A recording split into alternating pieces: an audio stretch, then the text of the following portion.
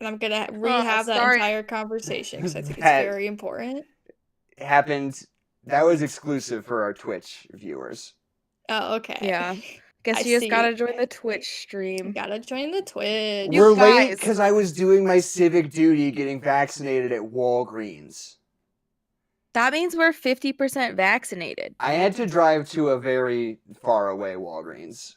If you listen on Twitch, are you a Twitcher? Is that a thing? A Twitch. Ooh, I hate stir. that. Twitchster? Twitchster. A tweaker? A Twitch. You're Twitch. Twitches. Twin witches. Twitches. A Twitch. Twitches. You are a Twitch. Yeah, twin witch. Anyway. everybody in Mank chat hearing us okay? Yep. Mank chat 2020. What up, Mank chat? Everything appears to be good. Monk chat. God has given me a second chance to turn back from the monk bit, and I think I'm gonna ignore God. Jackson.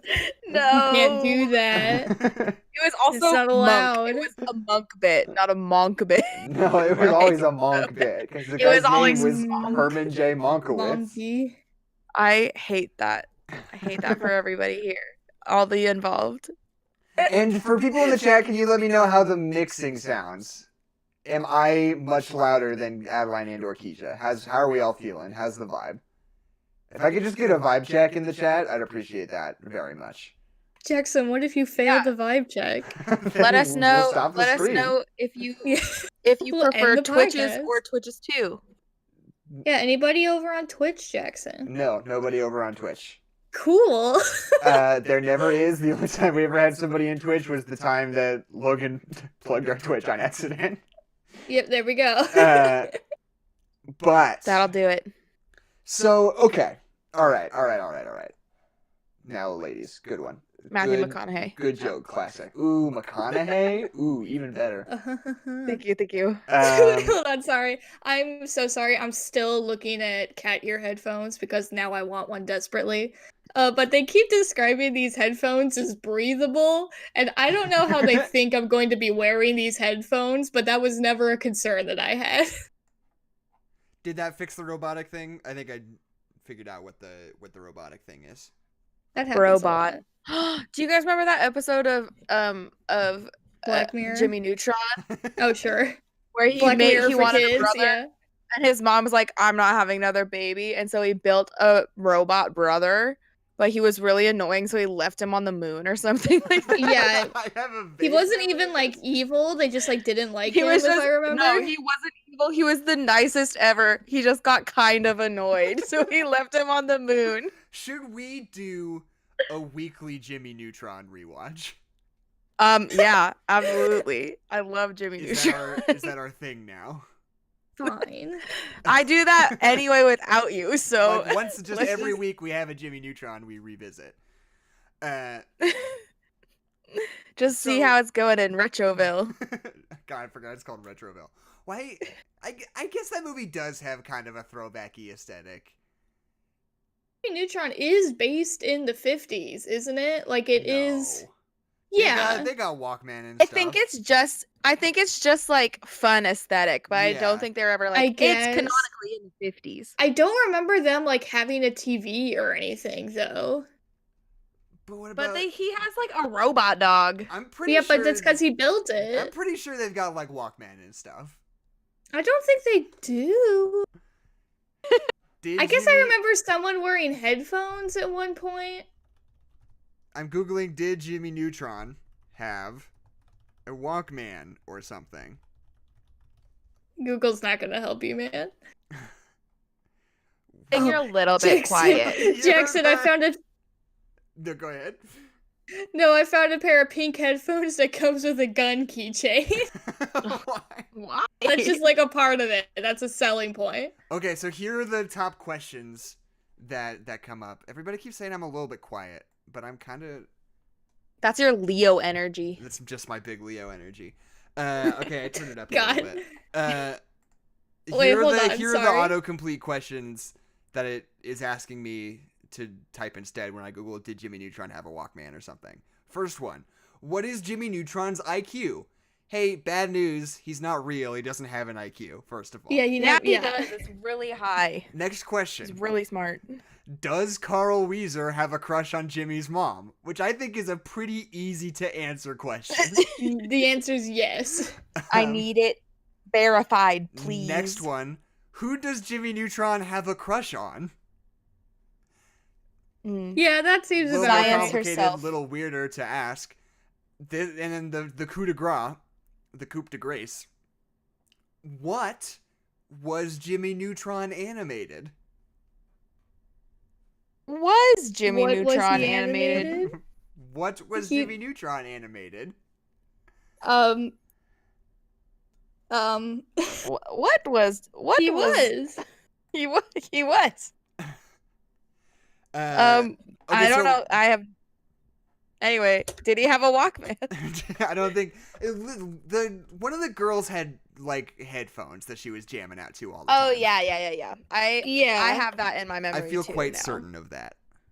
Yes, I also remember that. I recall. Oh, great news, guys. I found little cat ear clips that you can put on any headphones. Oh, there you We're go. breaking the game. Oh, that's changing the game. It is. Oh. Oh, hold on. See, now I found the cheapo options, and now I'm afraid that they're going to be terrible quality, and maybe that's just something I have to live with. I'm restarting my own personal recordings because I was using the wrong microphone. Jackson. That's okay. Because it's all in the name of getting It vaccinated, is. so it's worth it.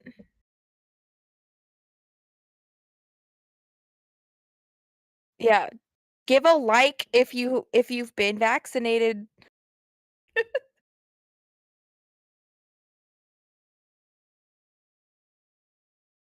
Uh,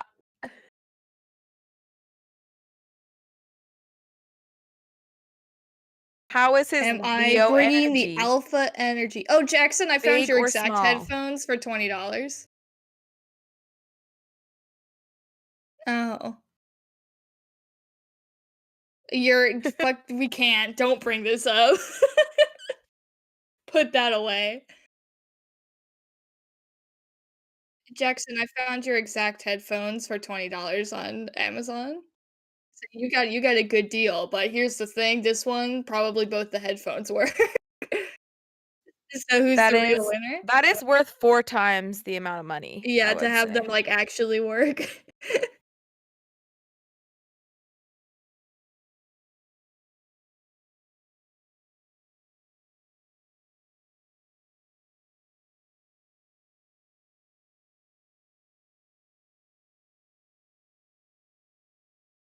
And we're all gonna have cat ear headphones. Oh no, now we're committed to it. I have to buy some. Yeah. Yeah, that's true. I know. I don't want to be the only one with no cat ear headphones. That Yeah, would just look come on. stupid. Oh no! All of our good funny bits. Does that mean you guys only heard half of our bits? Or 2/3? Jackson's having a bad day. It's okay.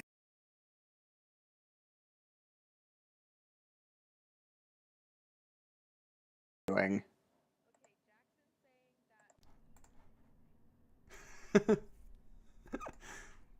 Testing.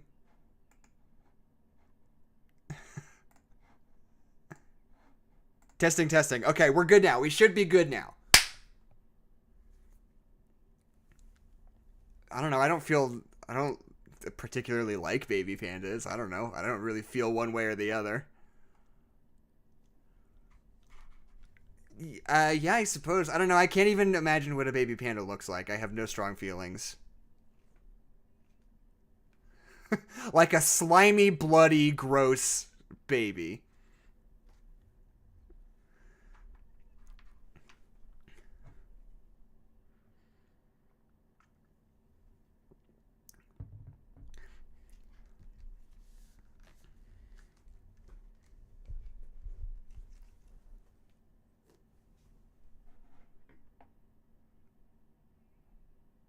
They can't. Why does this keep happening to me?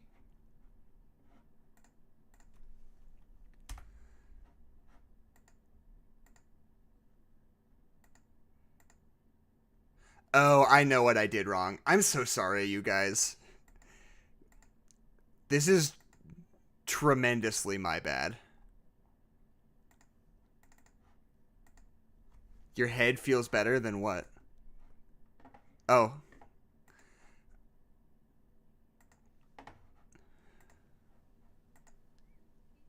Like unicorn headphones. Is that something you'd be interested We're in? Did you We're send that good link? Did you send that forever. linkity? Can I look at linkity at them?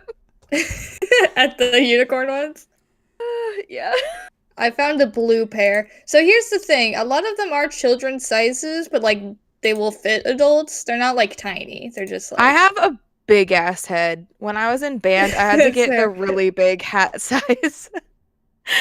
frequency So- range. None of them will have like a size. Tell me how big they are. It Yeah, does they say should toddler. have hat sizes again. They Is it- well, they should just Okay. tell me how big your stupid headphones are. Oh, here's a really good one. Okay, this is bad stream content. Everything's been a nightmare thus far. I need all of us to take a deep breath and recenter our energy, okay? Oh, here's the size chart. Adeline? maybe. Oh, Deep Mank. breath. The gods of Mank. Dude, I've been zen this whole time. I'm just looking at cat headphones Yeah, on we all feel Amazon. good. All of us I'm deep doing no, it. no, Let's no, no, do- no, no, no, no, no, no. Let's do an exercise from Hot Rod. Are you ready? Yes. Gods of war. I don't remember that bit from Hot Rod. I'm sorry. May your hammer be mighty. Or there's oh, it's like ancestors protect me. May they protect you. It's a good movie. And then he goes and fights his stepdad. Aren't you glad that's that right. that same creative team is going on to make a Chip and Dale movie in the next couple of years? Yes, Really am. absolutely. God, I'm it's happy gonna they be do so good. anything ever. Okay. We've started. Here's the Should we beginning talk of the about podcast. Mank? Hey, so what's up? My name is Jackson McMurray. My name is Adeline McMurray. I'm sorry. And my name is Kezia Rhodes. And this is No Nerds Allowed, and we just talk about a movie every week. And this We're week talking about we're beginning. It's a weird for people just tuning in just now on the podcast feed. It's just a weird. It's weird energy today because I was just vaccinated, and as a result, I was late for the stream. Because of, you know, all the, like, Bill Gates' satellites are, like, really wreaking havoc on my system, and, like, my head Yeah, is it's fuzzy. going. That getting used an to it. entire satellite is going through your bloodstream, Like, I'm and you thought starting you to wouldn't notice lose- it, but Like, I'm losing my sense of self, and, like, I feel like I am more beholden to Bill Gates' agenda than I even had previously from my other vaccinations. Yeah. And Like, it's also a you big just have to step get up. used to like all of the other voices of the people who've been vaccinated joining the hive. So Right, yeah. you know, it just takes a little bit. So basically that's the problem. But as a result of that, everything went wrong on the stream all at once. But now it's all fixed, and we're moving forward. This is our Just like first Mank. episode of Academy Awards coverage. Wow. We're I- big time. And yes, that's the song. Bum, bum, ba-dum, No. bum, bum, bum, bum, bum, bum, bum, bum, bum, ba-da-dum, bum, bum. the Oscars. The Or Oscars. do. I just wanted to do one that was wrong too. So That's good. Bum, bum, bum, oh my gosh, bum. my year-old sourdough starter just died because I neglected it for too long, and I did give it So the tap salute down the sink when I was cleaning up. okay, so wait. How long are you supposed to leave a sourdough starter for? It can last forever. It's just Oh. that I I thought they never went hadn't bad. fed it. I didn't feed it. And so then it got moldy. You have to Oh, but- feed it?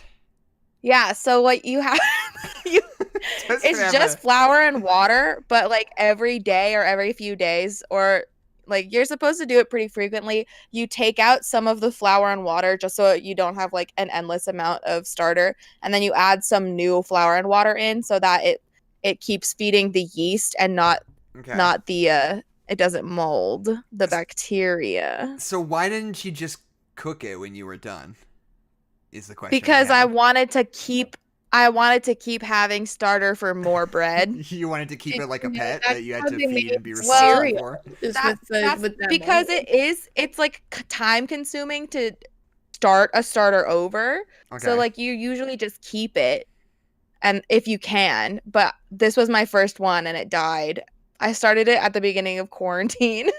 So you think yeast is living, right? We all know this. Yes, The But it's so an do you organism. think when you have like a really, really old starter, do you think they start to have like their own little like hierarchy of like the yeast that's like been there the longest? Like, do they have And a society?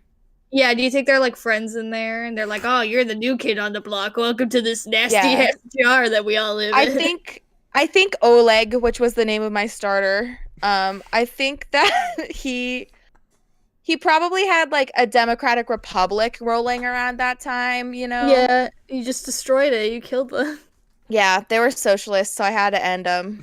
Yeah. Oh, topical. Just like in Monk. Okay. Just like It's in like Monk. Manky. So this Oh, is the beginning Manky. of our award season Mm. coverage. Manky. We're doing Monk today, and I believe that we're still courting guests for a couple other Best Picture nominee episodes before the actual Sending ceremony. out flowers. We've been sending out box of chocolates. Yeah, and we've just been- For your nobody's giving us consideration. the time of day. Pressing the flesh.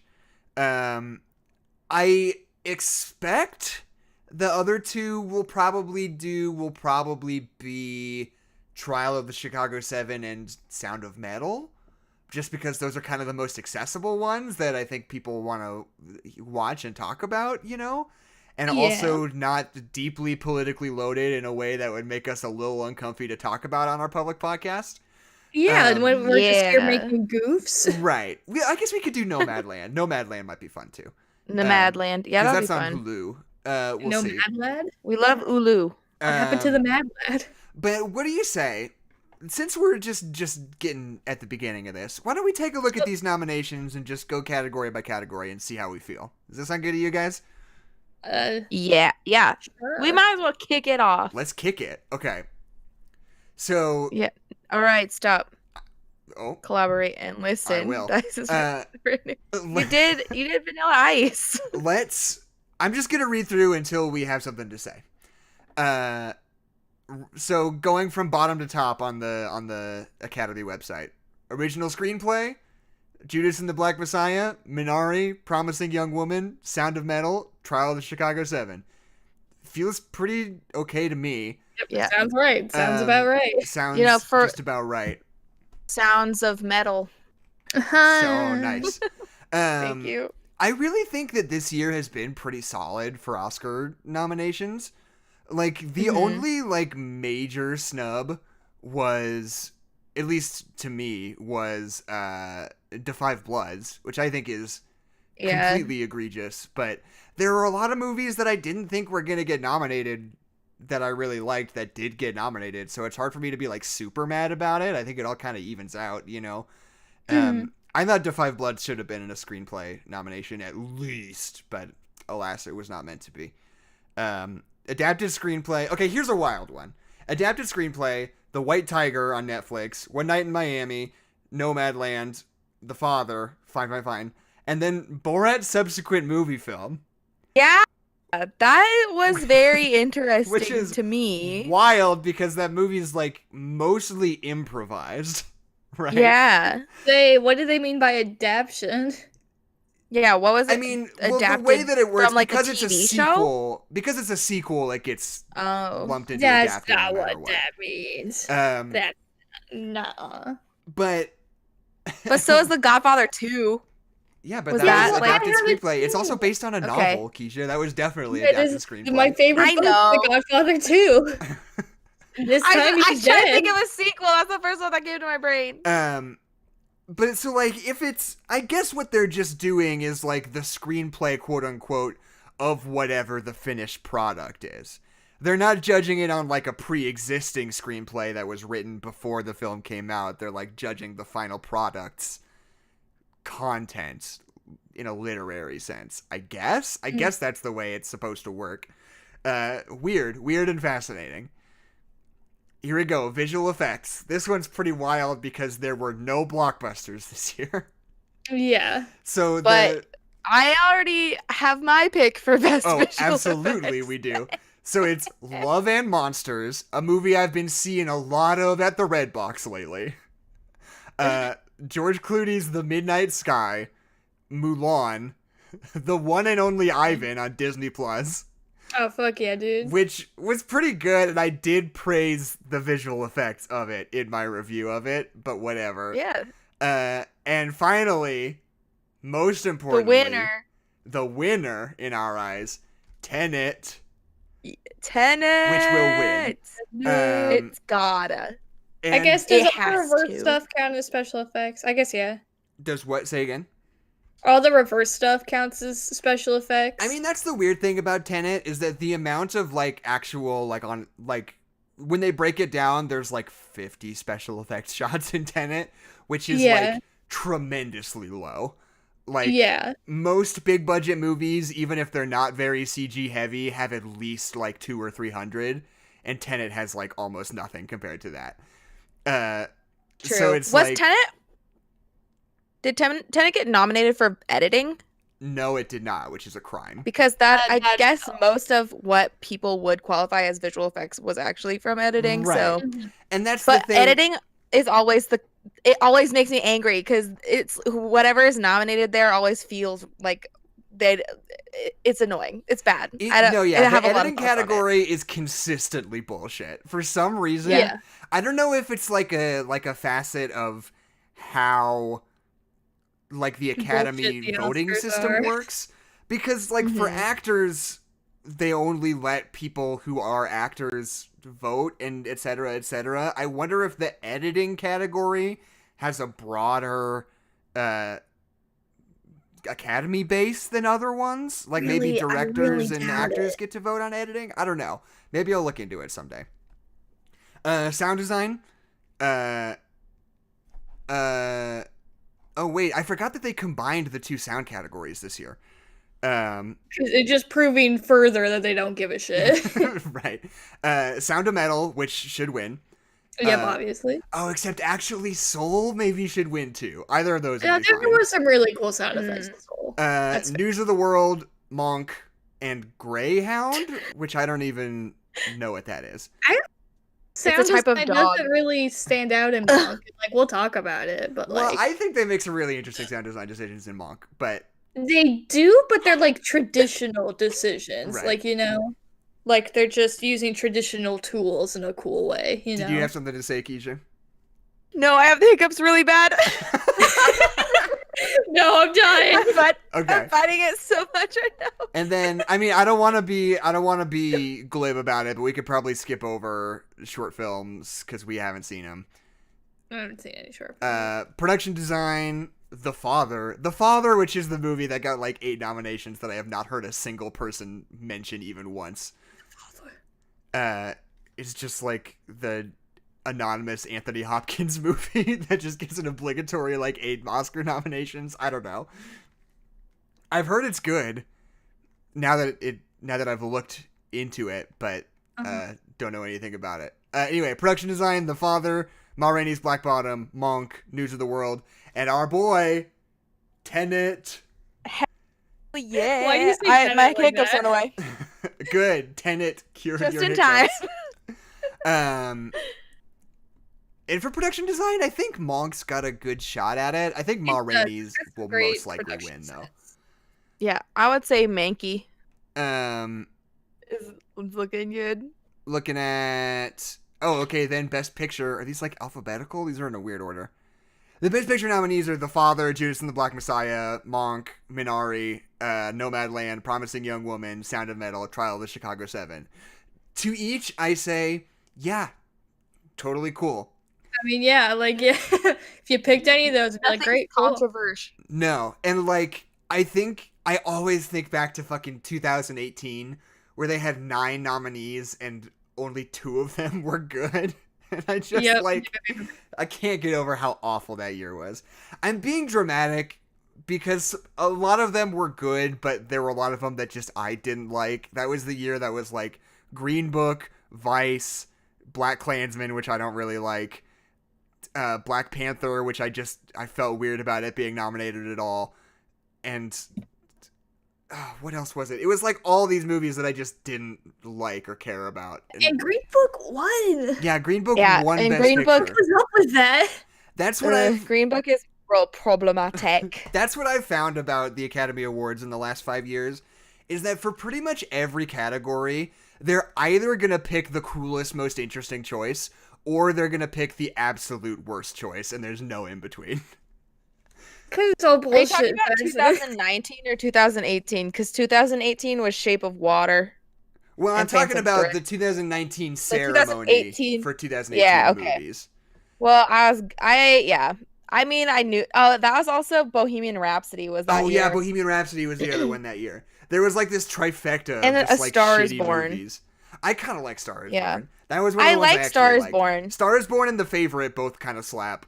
And then everything else, I was like, I don't really care about any of these other ones.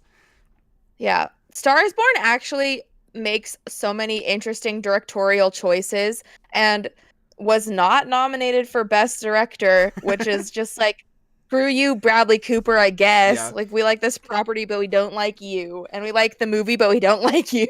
But yeah, Green Book was the movie where it was basically just like Viggo Mortensen being like, "Hey, I'm Italian and I'm a racist," and then Mahershala Yeah, Ali he was like, a- I'm more black than you because you don't use slang words like I thought you would, and Right. it's gross and weird. And Mahershala Ali it's teaches him how to not be racist anymore, and he's like, "Oh, I am not racist anymore. You've taught me the power of friendship over here." It's Yeah, like white they're like- savior and I have a black friend. Yeah, it's And I have a black friend. The The movie. black guy was like, no, that guy was racist always and never stopped being racist. It's the shocking But true they made story of it how your white friend who has a black friend met his black friend. Yeah. Or I like to call it driving Miss Daisy, but backwards. See, progressive. The It's inverted progressive. driving Miss Daisy. Yes. That's actually the creepypasta we're reading today. Dropping off Miss Daisy. Being driven by Miss Daisy. Miss So, Daisy is still in your car. original song, Fight for You from Judas and the Black Messiah, Hear My Voice from Trial of the Chicago 7, Scene from The Life Ahead, which is a foreign movie I haven't seen, and Speak Now from One Night in Miami. All pretty good until you hit the gold, until you hit the nugget deep within, which is Husavik from Eurovision Song Contest, The Story of Fire Saga, to which I say, fuck yeah, Academy, let's go. Yeah. Yeah. I mean, why if Are You a not? Man or a Muppet could win an Academy Award. I'm pretty sure that one could. That was Wait, funny hey. because that was an atrocious year for Best Original Song. Oh, yeah, it was. Have you looked at that? Because there were 3 nominations and 2 of them were The Muppets. Yeah. I don't remember what. And the third one was from Rio. Those were the only movies Oh, that had that's original right. songs. The Academy Awards that year were a song from Rio and 2 songs from The Muppets. It's just a Man or Muppet is a great song. yeah, and it It's won the so Academy good. Award because it rules. It's the best ever. Okay, so here's I love the only nomination To Five Bloods got, which is original score, which I think is deserved. I think that's a good score. Bums me out that that's the only thing it was nominated for, though. But also, Mank, which I think should win, probably. Minari, News of the World, and Soul, which is also really good. But I'm a little upset that Tenet got snubbed for this, to be honest. What was the category? Original score. I will probably agree. The music. Oh yes, yeah. Oh, 100%. I thought for They, sure it like- was going to get a score nomination. I know they're playing it backwards for crying out loud. Come on, Ludwig Göransson. Good stuff. that's get out of here with that. Okay, But here's Soul, it does sound really beautiful. Soul's a and really so good does- score too. So does Monk. And yeah, Monk is a soundtrack I've been listening to on repeat for a really long time. I use it to fall asleep most nights. It's just really good and nice and long. And Mank. And very And Monk. And it goes Uh, Manky when at the very end. Makeup and hairstyling, Emma, Hillbilly Elegy, whoops. Ma Rainey's Black Bottom, Monk, and Pinocchio. You guys know about that Pinocchio movie? Did that come out? Not Guillermo del Toro's Pinocchio. a different Did Pinocchio. any Pinocchio come out? Wait, hold on. If you Google it, you'll see a poster and everything, but I guarantee you the movie does not exist. It's like a psyop. They're like, oh yeah, it was one of those movies that came out like in March and like had like almost a theatrical run before they just dumped it on VOD and just completely flew under every radar, which leads me to believe that it's not actually real. I think it's made up. Where can you watch it? I do not know. I mean, it came out like almost a year ago now. I'm sure it's on Life is Beautiful Blu-ray. director did. What movie? The Life is Beautiful director. Oh, okay. Italian. Yeah, sure.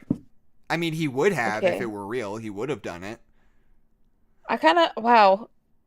I love Pinocchio. I'm always down to watch Pinocchio. So yeah, so And here's other- what's whack. Is the film editing. The film editing just feels like different Best Picture most of the time. Yeah. It's like just pick 5 of the Best Picture nominated movies and just throw them in there. Because the fact that Tenet wasn't nominated and the fact that I'm Thinking of Ending Things wasn't nominated just yeah. fully speaks to the fact that the whole category is bullshit to me. Mm-hmm. Because I don't know if you guys have seen this video essay, but there's a video essay from Thomas Flight on YouTube. I think it's Thomas Flight. Like just breaking down the way that Charlie Kaufman edits the like dialogue scenes where they're in the car in I'm Thinking of Ending Things, and how like totally unique and transgressive they are just in terms of like craft and how interesting the editing is in that movie. And I think, you know, Trial of the Chicago 7 has kind of bad editing. Like the editing's fine in Trial of the Chicago 7. I don't know. But there's like nothing interesting about the editing in that movie to me. It just seems like editing category, like Bohemian Rhapsody did win Best Editing that year, I'm pretty which sure. Sucks. It's like they just whoever makes a movie where the editing is noticeable, like that is who is being nominated. Right. Because there's like scenes where their eye lines don't match up. Right. And I think Patrick H. Willems had like a really long video essay on this, or someone did. But it's just I like think not. it was also Thomas Flight. He does a lot of good video essays That's possible. on editing. I'm sure that multiple people have talked about this. Oh, yeah. Because it's egregious. it's upsetting. It's so upsetting because there are movies that are taking huge leaps and bounds to edit movies in really interesting, captivating ways, but you don't notice it because it's edited well. Right, yeah. Directing is kind of interesting this year because it's Promising Young Woman, Nomadland, Minari, Mank, and Another Round, which is I think it's a Danish movie. It's a foreign language movie with Mads Mikkelsen. It's a comedy that I keep hearing is really good. I'm waiting for that Redbox copy. But it's just cool. I like when they throw a curveball in there for something like this. And it's also, unless I'm misremembering, I believe this is the first time ever that 2 women have been nominated for Best Directing in the same year. Cool. For Nomadland and Promising Young Woman. I might be getting that wrong, but I don't know. Cool. Costume design, Emma, Ma Rainey's Black Bottom, Monk, Mulan, and Pinocchio. Another Pinocchio Oscar The nomination. Pinocchio movie that doesn't exist. Thank God. I hope Pinocchio wins it. That'd be amazing. How wild would it be? Like, imagine if they got up on stage and they would be like, we tricked you guys. We tricked all you motherfuckers. We didn't make that fucking movie. You all voted for it. It's not They real. go, like, like put one the of- highlights up on the screen. It's just like footage not found. Yeah, it's just like the Adobe Premiere screen that says, like, this footage has not been connected. Yeah. Those like bits on the late night show or whatever where they'll send out someone on the streets and they'll be like, how do you feel about the president saying that he's gonna kill all puppies? And they're like, yeah, that's terrible. Right, and it's yeah. just like very obviously not true. But they're just like, oh yeah, absolutely. Reading here, the award's going to Pinocchio? Nachos? Pistachio? And hey, we've got a couple of new people in the chat, by the way. I just want to address that while we're most of the way through these awards nominations. For these 10 billion awards nominations. We had Ivan Torres, who's kicked around every once in a while, but it's been a hot second since we've seen them, which is exciting. And there's also somebody named Wu Jumbo, who maybe has been around. I Jumbo, you Jumbo. He, she, woo, Jumbo. Wushu Wu Jumbo. So it's good to have you too. You might have been here a couple of times before. I can't quite remember, but we're happy to have you no matter I think what. I would recognize that duck. I would have absolutely done that bit already, so it's been a while. True. Cinematography, Judas and the Black Messiah, Mank, News of the World, Nomadland, Trial of the Chicago 7. I think Trial of the Chicago 7 getting nominated in this category is kind of whack. I don't think Trial of the Chicago 7 really looks that good. I like Trial of the Chicago 7. I think it's good, and I'm totally down with it being nominated for Best Picture. But cinematography? I don't think so on that one, for sure. I don't know. You guys might not have an opinion. I've seen like almost all these movies, and I know you guys probably haven't. We have seen barely any of these movies. I think this bit might have been podcast poison, but it's fine. Yeah, I'm going. Animated feature film. We got Onward. We got Soul, obviously. We got Wolfwalkers. We got Over the Moon, which isn't that great. And a Shaun the Sheep movie, Farmageddon, which I didn't even hear about. I thought that came out in 2007. There have been a handful of Shaun the Sheep movies, and they tend to get nominated for Best Animated Feature. Because they're Is that just good. because it's claymation? It's just Aardman. Well, I always hear that they're really good. Like, they're beloved movies. They get, like, good reception and good reviews and stuff, so I'm sure that's part of the reason. And another part of the reason is that basically only, like, 6 animated movies came out this year. Yeah, absolutely. I see a lot of discourse online that's like, Wolfwalkers is the best animated movie ever, and if it doesn't win, then society has wronged every single individual in the world. And it's like, I get that we all miss 2D animation, and that it's a gorgeous film, because of course it is, because it's from that studio. Like, of course it's gorgeous animation. But, like, first of all, if you're putting all of your opinions on the Oscars, you shouldn't, because they're bullshit. And especially for animation, because, like, we have our own animation award. So it's like, go, if you want, like, actually educated opinions of, like, how good animated films are, do that. Because, like, it's always... majority of the time, it's all like it's either gonna be. I think it's gonna be Soul. Like it's gonna be. Soul. It has to. Yeah, it's 99.9% gonna be Soul. Yeah, it's just that's just what it's gonna be. That's just how it works. It checks all the boxes. I think there's a chance it could be Wolfwalkers, but I don't think it's likely. I don't know. Just because Did Breadwinner it's win? Pixar. It was nominated one year. I don't think so. It probably lost to Toy is a Story. Depressing book and a depressing movie. I was gonna say I didn't much like Breadwinner. Maybe that's why I'm thinking it didn't win. But yeah, because it's a very sad movie. It's not fun to watch. Gorgeously animated, a real big bummer. So actress in a supporting role, we got Ye Jung-yoon in Minari. We've got Amanda Seyfried in Monk. We've got Olivia Colman in The Father, and Glenn Close in Hillbilly Elegy, which is like, have either of you guys seen Hillbilly Elegy?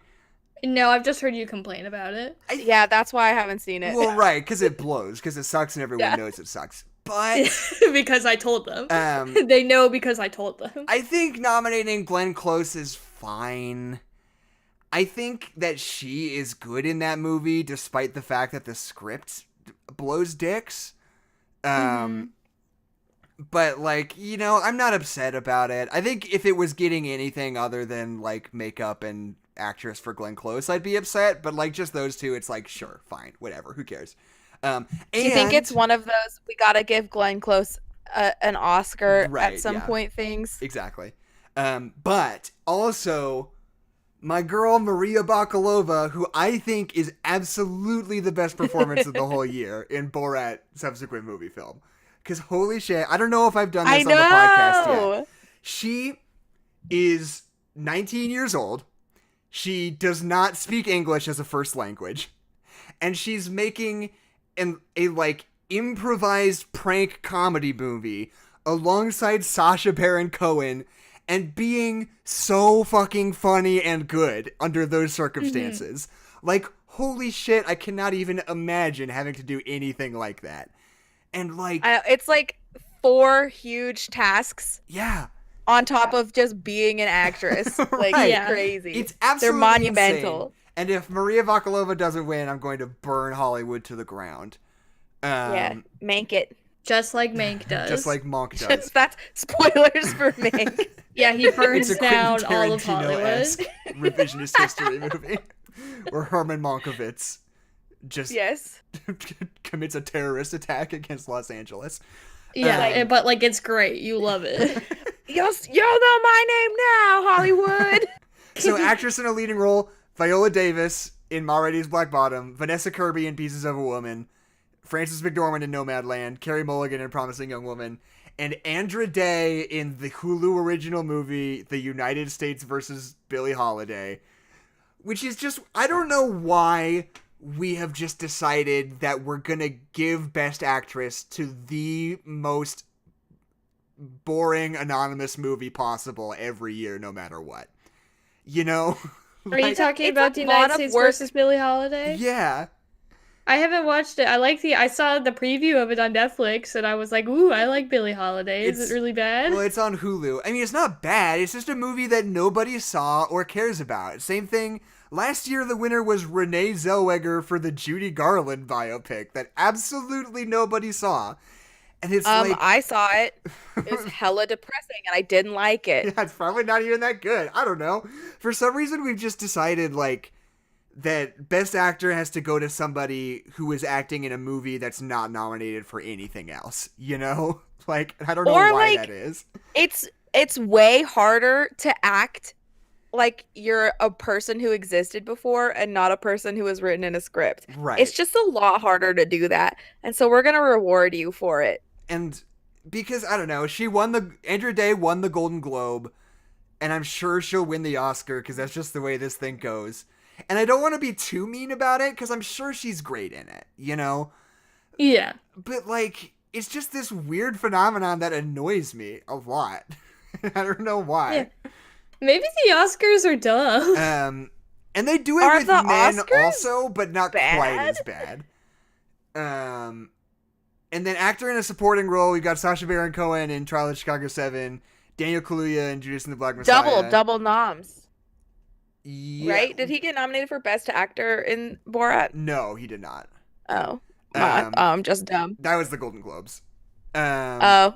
Leslie Odom different. Jr. in One Night in Miami, which I think is weird. And music.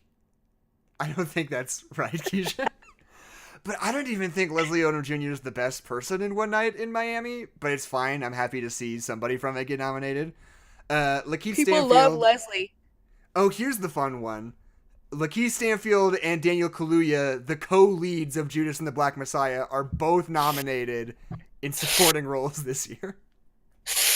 Are you sniffing something, Keisha? I like went through my teeth, you know, Oh. like when something's awkward and not a good choice.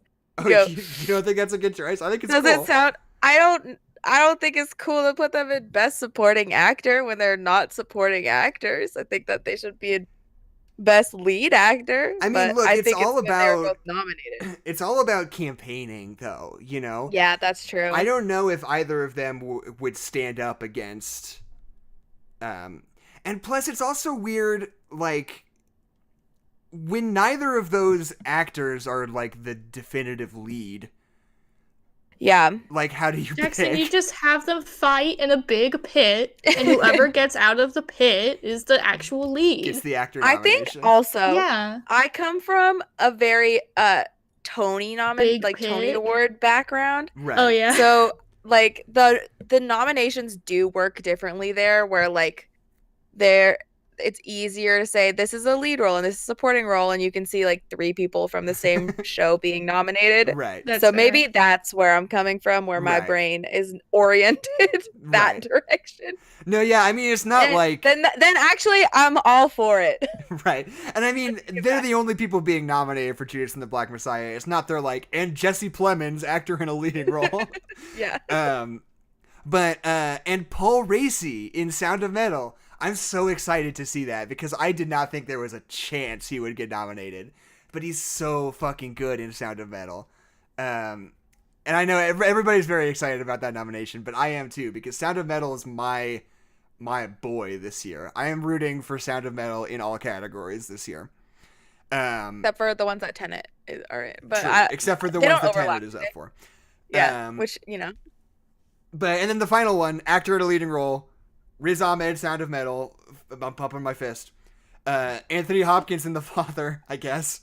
Gary Oldman in Monk, and Stephen Yeun in Minari, and Chadwick Boseman in Ma Rainey's Black Bottom, who will win, obviously. Yeah. Even though I think that Chadwick Boseman's a supporting actor in that movie, but it's fine. How dare you, Jackson? Speak ill of the dead again. Lots of category fraud going on here. Okay, so that's it. That's what we're talking about. That it is exciting that that 2 Asian Americans have been nominated though. Yeah. And a Muslim American. In acting, you mean? In acting, yes. In this category that we're specifically talking about. I really think I love Stephen Yeun. He's my fave. Stephen Yeun, do you know? I think it's an old Adult Swim sketch. But there's this clip that goes around online every once in a while of Stephen Yeun back in his comedy days, when he was just like, "Are you ever walking down the street with one of your bros and the back of your hands brush together and you think, huh, that was weird, but I'm not gay." Yes, you are. You are gay. And it's so funny. It cracks me up every single time. He's so good. He's also in an episode of I Think You Should Leave, which I highly recommend to everybody. Right. He's the one who eats the mud pie. Yeah, it's so good. And yeah, so okay, yeah. And our boy Herman J. Mankiewicz, Hermie Monk, is nominated for more than any other movie this year, which I think is kind of interesting, considering that the movie was generally kind of lukewarmly received in the culture. Really like it though. It hits all of the Oscar tropes though. Right, it does. True. It's black and white, and it's about Hollywood, and it's political but not that political. Right. And you could like it from both sides, and there's a character actor that is beloved, and it's a period piece. It's everything. It's everything that they want and more, because it's good. Which is everything that I want. That's what I want. I want politics that I can separate from my own life and are aesthetically pleasing, and it's love it. I love it so much. It's great. I'll let you guys go because I've been talking a lot because I've just been reading off these. But a lot of what I have to bring to the table for this episode is context stuff, like the story of how this movie got made and how it all blah blah blah. But that can go later. Honestly, I didn't write down a whole lot of notes for this movie because I was absolutely just watching it and loving it. It's just this is just so totally my thing. I love. I think then I will take the role of devil's advocate for this movie because it's not my fave kind of movie. I can recognize that it's good, but I don't always enjoy watching things like this. So I will accept my role. Vilify me now. Crucify me. Crucify him. Anyway, keep going. Are you the Jesus Christ superstar? No. I'm the devil's advocate. Wow. Adeline, Gary Oldman, your thoughts? He is the lead, correct? He is good. Monk. Does a really good job. He seems so much older than he is, and even I don't know if that's on purpose, if that's just what that guy was like, if that's just what Mank is like. So yeah, because he's supposed to be early 30s to early 40s throughout this whole time. Yeah, and it's because at the end of the movie he dies at 55. Spoiler alerts for history. and spoiler alert for you, Gary Oldman's 63 right now. Yeah, so the whole time he's older than he ever so the was. whole time, because his wife looks like she's he looks like she's 30, maybe mid 30s, late 30s. She looks like an adult, on the younger side woman. and he just looks like he's 60 the whole movie. Right. So it was a weird little separation of reality where I just be like, they're married. It doesn't seem like they should be married, but they're married, and then Right. it was very nice. But yeah, he's just ancient the entire movie. Well, yeah, and that's sort of been a controversy around it because, yeah, in real life, the Herman Mankiewicz was like, I think he was like 33 or something like that, like during the events of this movie. And Gary Oldman looks like he's like 70 in this. Yeah, well, because like he's in a car accident and he like breaks his leg and like that's what he's recovering from.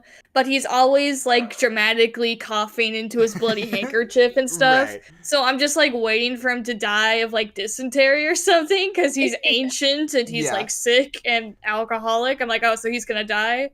And it's like, no, he does die, but he dies later from but like not on screen. Yeah, from like regular complications that most people go through, not because of the car crash right now. And it's like, oh well. But yeah, so here's something I'll bring up about it on screen. like the making of this movie. David Fincher, his dad's name was Jack Fincher. And he was like a journalist and a critic for years and years, and he worked on Life magazine. And he wrote a couple of screenplays in his day. He wrote a screenplay about Howard Hughes that eventually sort of became The Aviator, but he didn't end up with a writing credit on it because they just sort of took it and they got so many other writers on it. It ended up sort of like drowning him out in terms of the credit. Just kind of like Mank. But not like Mank. And a couple of things that were like that. I don't think he ever. Wizard of Oz. I don't think Jack Fincher ever actually got an official screenwriting credit on any of the movies he worked on, but it's not like a lot of them. It's like 3 or 4 movies. But his son, David Fincher, director of Seven and Fight Club and Gone Girl, et cetera, et cetera, et cetera, is basically the last screenplay that Jack Fincher wrote was this screenplay. The screenplay he'd been working on for years about Herman Mankiewicz and about like the story behind Citizen Kane, which David Fincher had been trying to get made since like the year 2000, basically.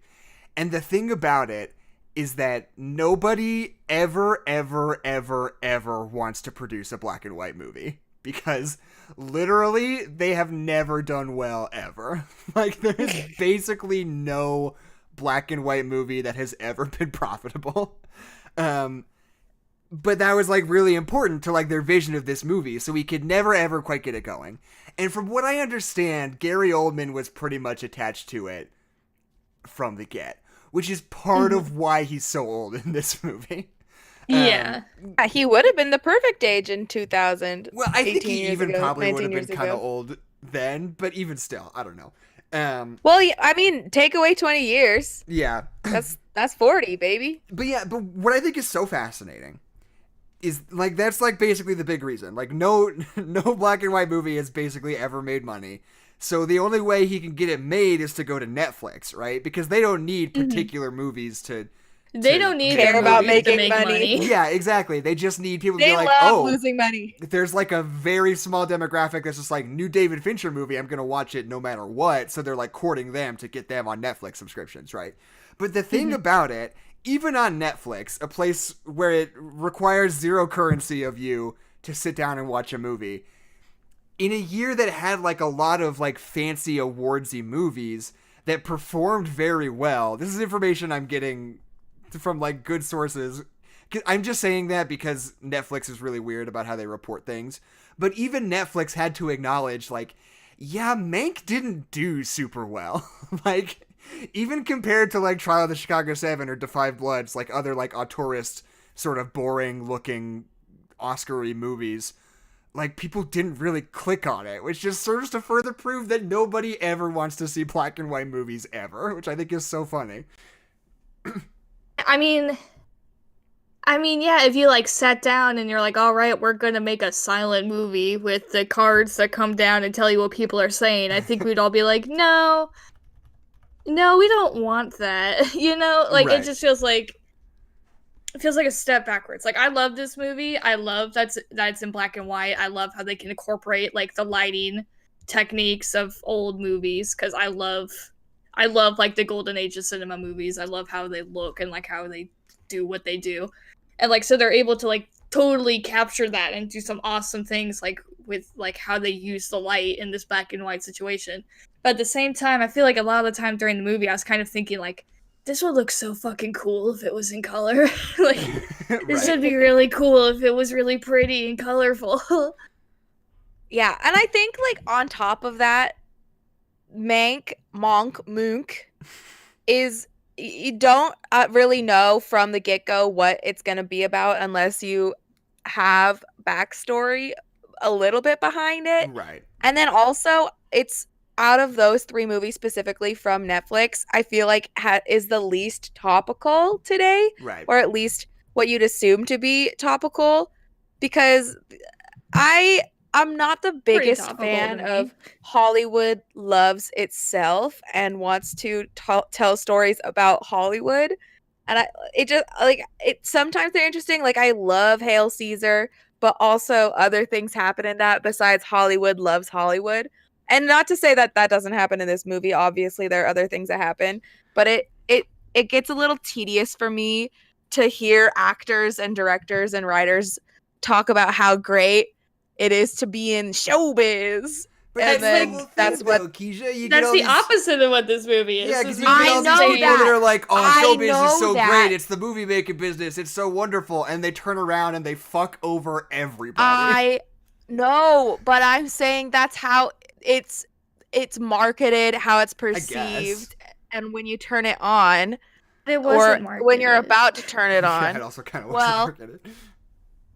Okay, that's. I'm just saying there are roadblocks there are more roadblocks than just being in black and white. I'm saying probably right now in the year 2021, people care a little bit more about other things besides Herman Mankiewicz, which is like this movie is about the Republican Party using propaganda to totally steal an election. That feels very relevant. I know that, but then what are you saying? I told you I'm playing devil's advocate. No, you're not playing just wrong. devil's advocate. You're just saying things that aren't true.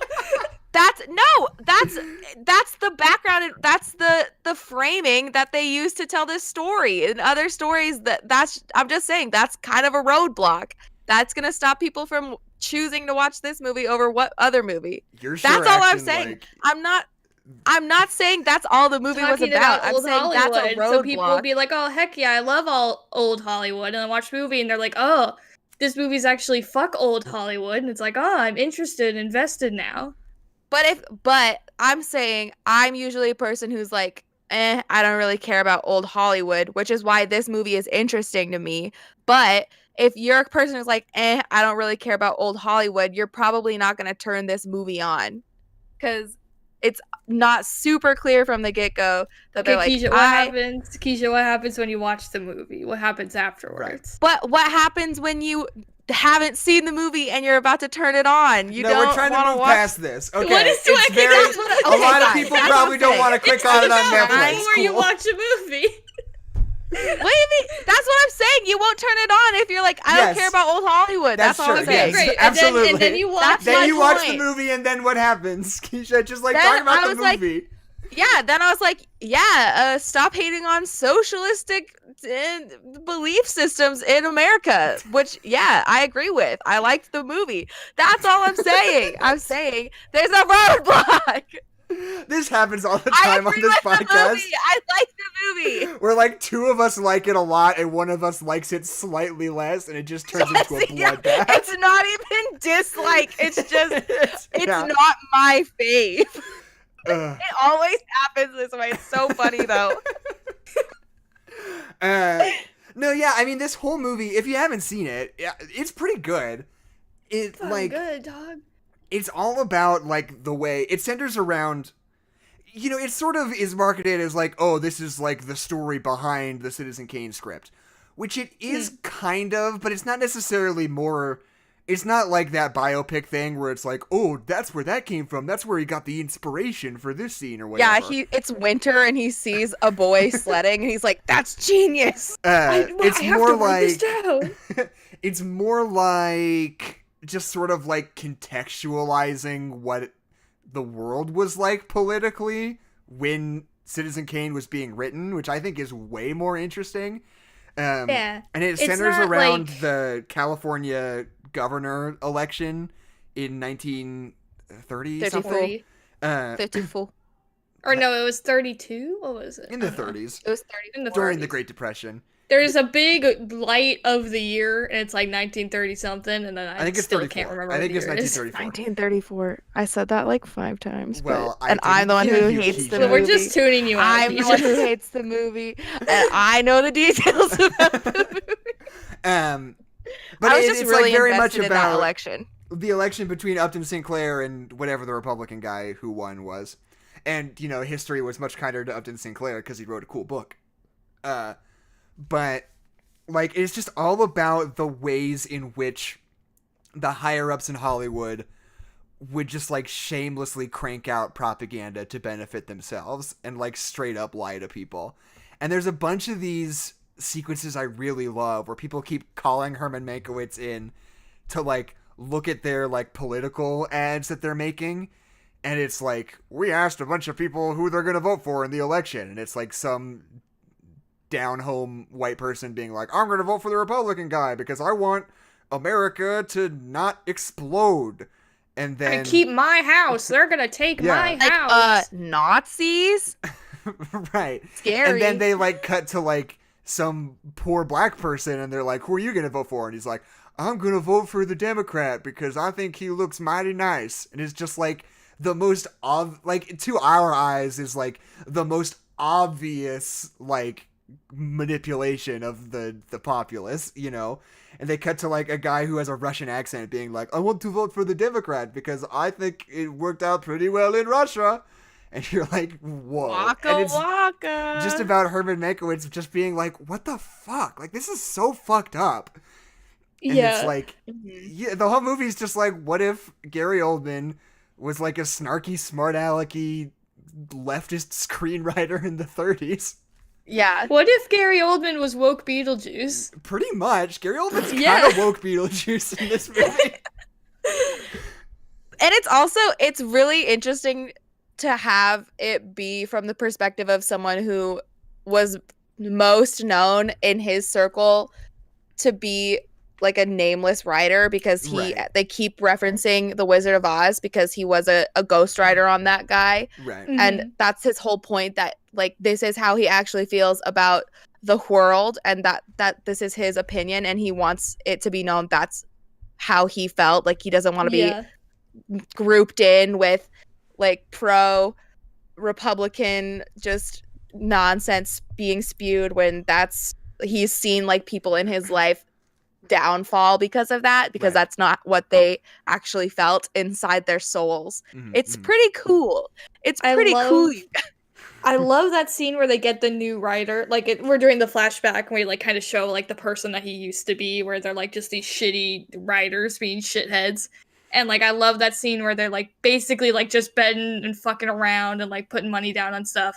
And then they, like, get called into, like, the producer's office to, like, actually, like, tell them what they've been working on. And they just come up with a script, like, out of their ass, on the fly, like, playing off of each other. Like, I love that scene because that's absolutely what they're doing. They're just fucking making it up on the spot. And they're like, hey, new guy, remember what you came up with for the finale? So and he's like, yeah, there's, a pastor crying. And they're like, whoa, that's deep Hollywood. That's real deep. This isn't like other movies. Like, it's so good. It just like, it just totally captures just like that just asshole cranking out creative stuff for no reason, for nothing. And they keep saying like, this has soul. This is different than another movie. Blood and religious imagery. Like, it's so good. They're like pitching a Zack Snyder movie. Yeah, they really are. And then a horse runs by at one point. There's a lot of horses, so get this. And the squirrels go flying, and then this guy's in slow motion. You know how Superman's kind of like God? What if we had a preacher crying? Yeah. But yeah, and like... Also... Go ahead, Keisha. Upton Sinclair is played by Bill Nye the Science Guy. That's right. I always forget about that, because you only like see him in one shot, right? No, he's just like up on the megaphone for like 1 second. Yeah, you like don't even see him. You just like hear him talk a little bit. And he's like, I love America, and I think we need to take care of the people there. And then they're like, boo, socialism, no. Because That's I like it. It's fully great. didn't register that the first time I saw it, and then I heard it somewhere, and I was like, oh, and then I forgot that to look is. out for it this time while I was watching, and I didn't realize it. I feel I like knew the second I heard his soft voice. there's I know like a that voice special anywhere. talent for casting people to look like they're actually from the 30s. Yeah. And I feel like this movie totally captures it, and famously Brother Where Art Thou totally captures it, of just like people who just like look like they're from the 30s. And I Yeah. feel like Bill Nye is definitely, he's just like this tall guy, and it's like, yeah, he looks like he's from the 30s. He's you got know? a weird face. He It's like, does. we don't- People had weird faces in the 30s. Right. Well, I just think we were more accepting of people with weird faces back then, I guess. I don't Yeah, know. it's fair. Oh, they say that we'll never have a bald president again because of the television. Right. It's really true. And that's kind of true, I guess. I don't know. Yeah. How do you I feel about love- Donald Trump's hair? I hate it. He doesn't present as bald, True. but I don't feel He good doesn't about identify He's as hair bald. passing. it. Yeah, I'm gonna respect his hair until proven otherwise. So Anyway, we're just gonna kind of step out of this I don't hole and respect move on. Donald Trump's hair. Actually, it's pretty Oh, bad. yeah, it's the worst. But I was gonna say, Okay, I wait, totally wait, lost wait, my wait. point. Let's get political for a second. Can we talk about Ted Cruz's fucking shitty ass beard for a second? Yeah, what the fuck does he think he's doing? That beard not sucks good. so bad. Oh my god. I think he literally thought like, oh, everybody hates my weaselly face. What if I grow a beard? And then Can't just even like grow a beard. get that. It's like patchy Like that's and a bad. thing. He's got weak chin syndrome, faux show. And Like he's got like a big nose. yeah, but the beard is making it not better. No. I don't know if there's anything that could, but What if he It's just just- like shaved the beard and next time we saw him, he just had like a little mustache, like little like curly Q mustache. Maybe that's our project for this episode.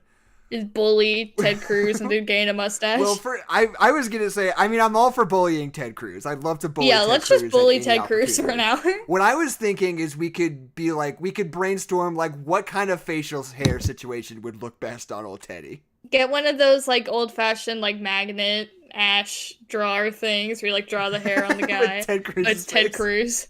Just figure out what looks best. handlebar Oh, mustache. if he got a goatee, he would no joke look like Michael Scott from The Office when he gets a goatee. Yeah, I kind of think maybe like the Hulk Hogan might not look bad on him. That might be a look he could rock. That has never looked good on a single That's human very person. Texas, I don't know what you're so- talking about. Okay. I feel like it would match the everything about him. So What True. what if one day Ted Cruz just turned around and he had a rat tail? What would you do? God, that'd be so good. You like suddenly realize you've never seen the back of Ted Cruz's head. He You're just like, turns "Oh, around God, and you're no." like, oh my god. I he wouldn't said, put it "I'm a past blue him. collar man, and this is my blue collar rat tail." Yes. Should I? I've Glory. got very long hair right now, and I'm gonna get it cut soon once I'm more fully vaccinated. Don't get a rat Rat tail. tail. Should I get the rat tail? Or mullet and then into rat tail. Maybe I'll start with mullet. Start with mullet, then go rat tail. You're gonna look That's like a the- lesbian if you get a mullet. Those are just the No, facts. No. the mullet's in right now. Well, You I should don't do know. it It while is, you that's what still I'm can. saying. I've been told recently that I would make a good cougar, so we'll see. Yeah, so That's maybe true, that's but just also- on brand yeah. for you. Gender is dead, and you can do whatever you want to your hair. It's true. I'll think That's about what it. I I'll learned think from about the Monk. mullet.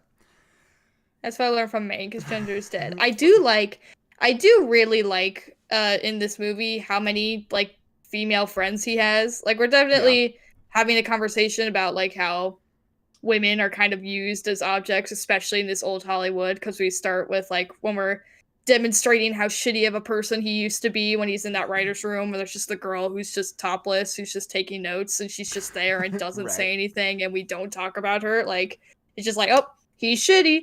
But then, like, when he's, like, recovering, he has the girl who's writing down all his notes, and they become, like, best friends, and you have him and Marion, and they have a very close relationship. And it's just nice. I like that he could have female friends and not sleep with any of them. I think it's nice. Right. I really like Amanda Seyfried's character in this, because on the one hand, it is you can almost argue that it's sort of a like apologizes for wealth, but it's like a really, I'm trying to think how to express this. It's like a really compassionate portrayal of somebody who was born rich and just doesn't quite understand what that means fully, you know? Mm-hmm. And like just the way in which at the end of the day, like her and Mank can like be friends, you know, and like have a relationship, but in order to do the right thing, he has to fucking hurt her feelings pretty bad, and he just has to kind of be like, sorry, like there's more important things than this, you know? I know, I fucking love that moment, because they have that repertoire of her, like, basically saying things that are, like, that are, like, rich girl things, and she's like, promise you won't laugh, and he's like, whatever, like, I understand, and then she has, when the last time that they do that, and she's like, I can't go back and stop those political films that are gonna end a man's career and change this election, because I already made a big thing about leaving, and I don't want to go back because that'd be like awkward. It's like it's so, and he just like Lady Bird's out of the car. It's great. She's like, Amanda Seyfried plays the like hot conservative girl that you're into, like right up until you can't be anymore. Like, right up until it like gets in with your morals. Yeah, and then you're like, never mind. Is it too far to say she's the Tommy Lauren, whatever? No, because Tommy Lauren is not. I'm gonna bully Tommy Lauren. She's no redeeming qualities. That's true. I've seen her speaking when she's not actively arguing, though. And she's always like, I think you'd really like me if you, I have my friends, I'm a gal pals. We really like dogs and we go to brunch. Like, she does that whole shtick where she's like, I'm a normal person. I just hate brown people, gay people, I'm people a normal from a different person. country. I go to brunch with my gal pals. Fuck off. Yeah. Those are the vibes she's trying to give off. And then she's like, yeah, I think that we need to build a wall because I hate dirty Mexicans and they're bad people because I'm America and that's why. And you're like, I think we would be friends if we just like hung out. It's like, shut the fuck up. Anyway. But maybe I don't want to go that far. But she definitely is just like, I don't see what the problem is. Why don't you just like sacrifice your morals, you know? Right. Get that cheddar cheese and you know. I want to talk the about money. Like, when I was looking at the like negative reviews for this movie for the bit I do at the end, there were a lot of people. This is just something that kind of got my wheels spinning. There were a lot of people who were saying, like, this is made up, I'm paraphrasing, obviously, just being like, this is made up SJW bullshit because there's no way that a dude from the 30s would be into socialism. Like, as if they, like, fully believe that, like, you know, socialism emerged fully formed in Jackson, 2015. it's because they literally push the narrative that everybody in the past is racist. So when someone in the past is racist, they could just be like, well, everybody was like that, even though it's 100% not true. But yeah, it's just like the image we've crafted of the past as inherently conservative when, like, there was always politics. And there are definitely certain things that we think of as, like, more left-leaning about generalized society today than it used to be, but those are like really specific things like LGBT issues and things like immigration issues that weren't as much of a problem. I shouldn't say as much of a problem when I'm talking about LGBT issues, not the right phrasing, but like that weren't as much of a public, like, politicized, as they were back then. But like the idea of like socialism, of like wealth distribution, of like the way that taxpayer money is used has always been a fundamental facet of politics. And to act like everybody was totally cool with the way it is right this instant for the whole of American history up until 5 years ago is simply untrue. And I think this movie is like a perfect illustration of like what politics would have looked like in the 30s, you know, and like how a lot of these same things we're fighting about now, we were fighting about back then too. I just think it's really interesting. Yeah.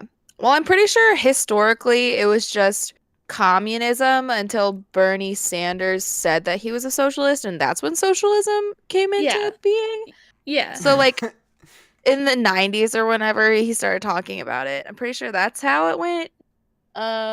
But it's really interesting, especially to put it in like small local government setting, Oh yeah. because I feel like we get really wrapped up and drowned by just the president. It's the president. We have to focus on the president. Right. And that's not where the majority of politics happen. Like, people are getting mad about a $15 minimum wage not happening. They're like, what happened, Joe Biden? And it's like, well, it didn't pass the Senate floor. So Right. that's why it's important to vote in all of your elections, because the things that you want at this high level are never going to happen if you don't pay attention to like who your governor is or who your state representatives are. Do all of you know who your state representatives are? I hope you do.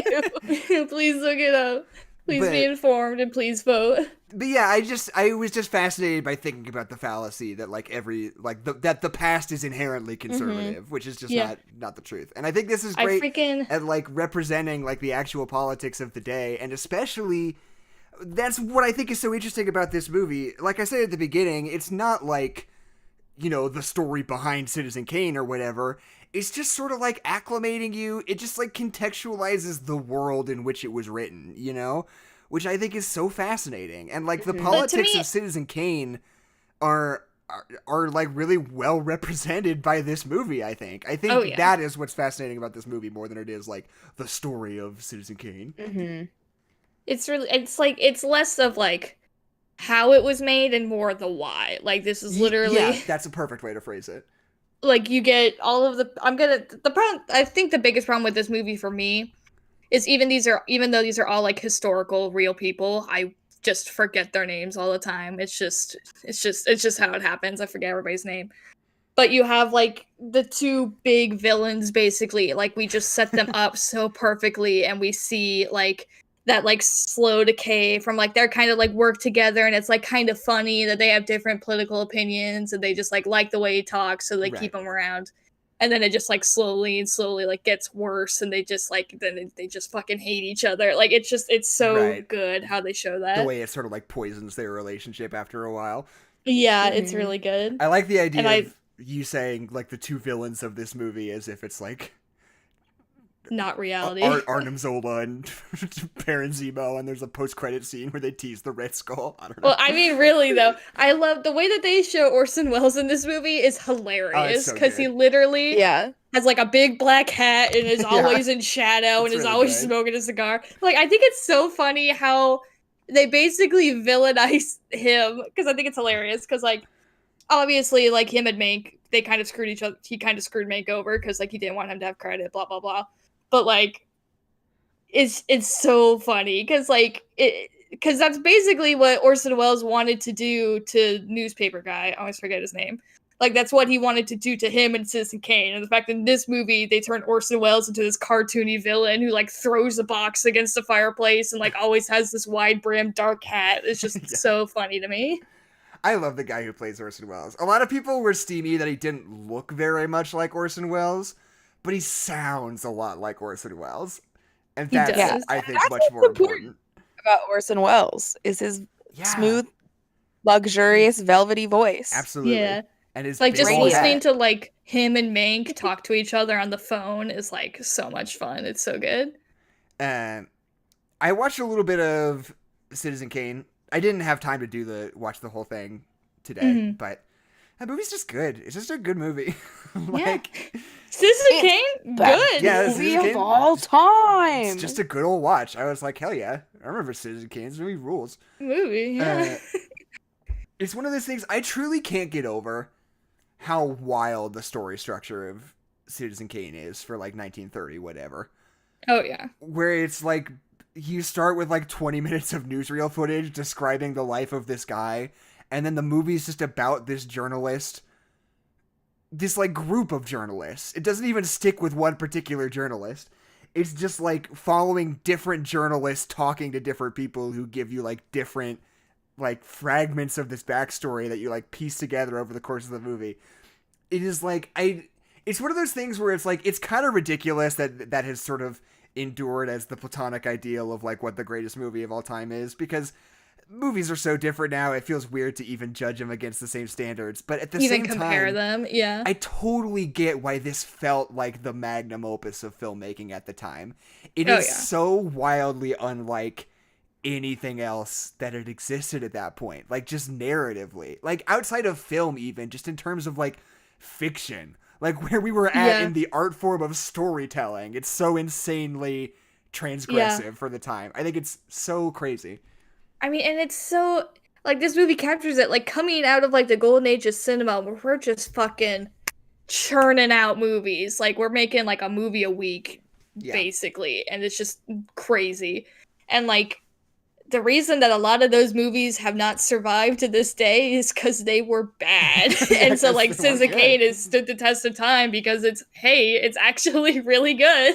No, yeah, what's wild to think about is that through that whole studio era, like, basically, the system was that each major company would, like, have their own theaters in every town, and they would have a new picture every week.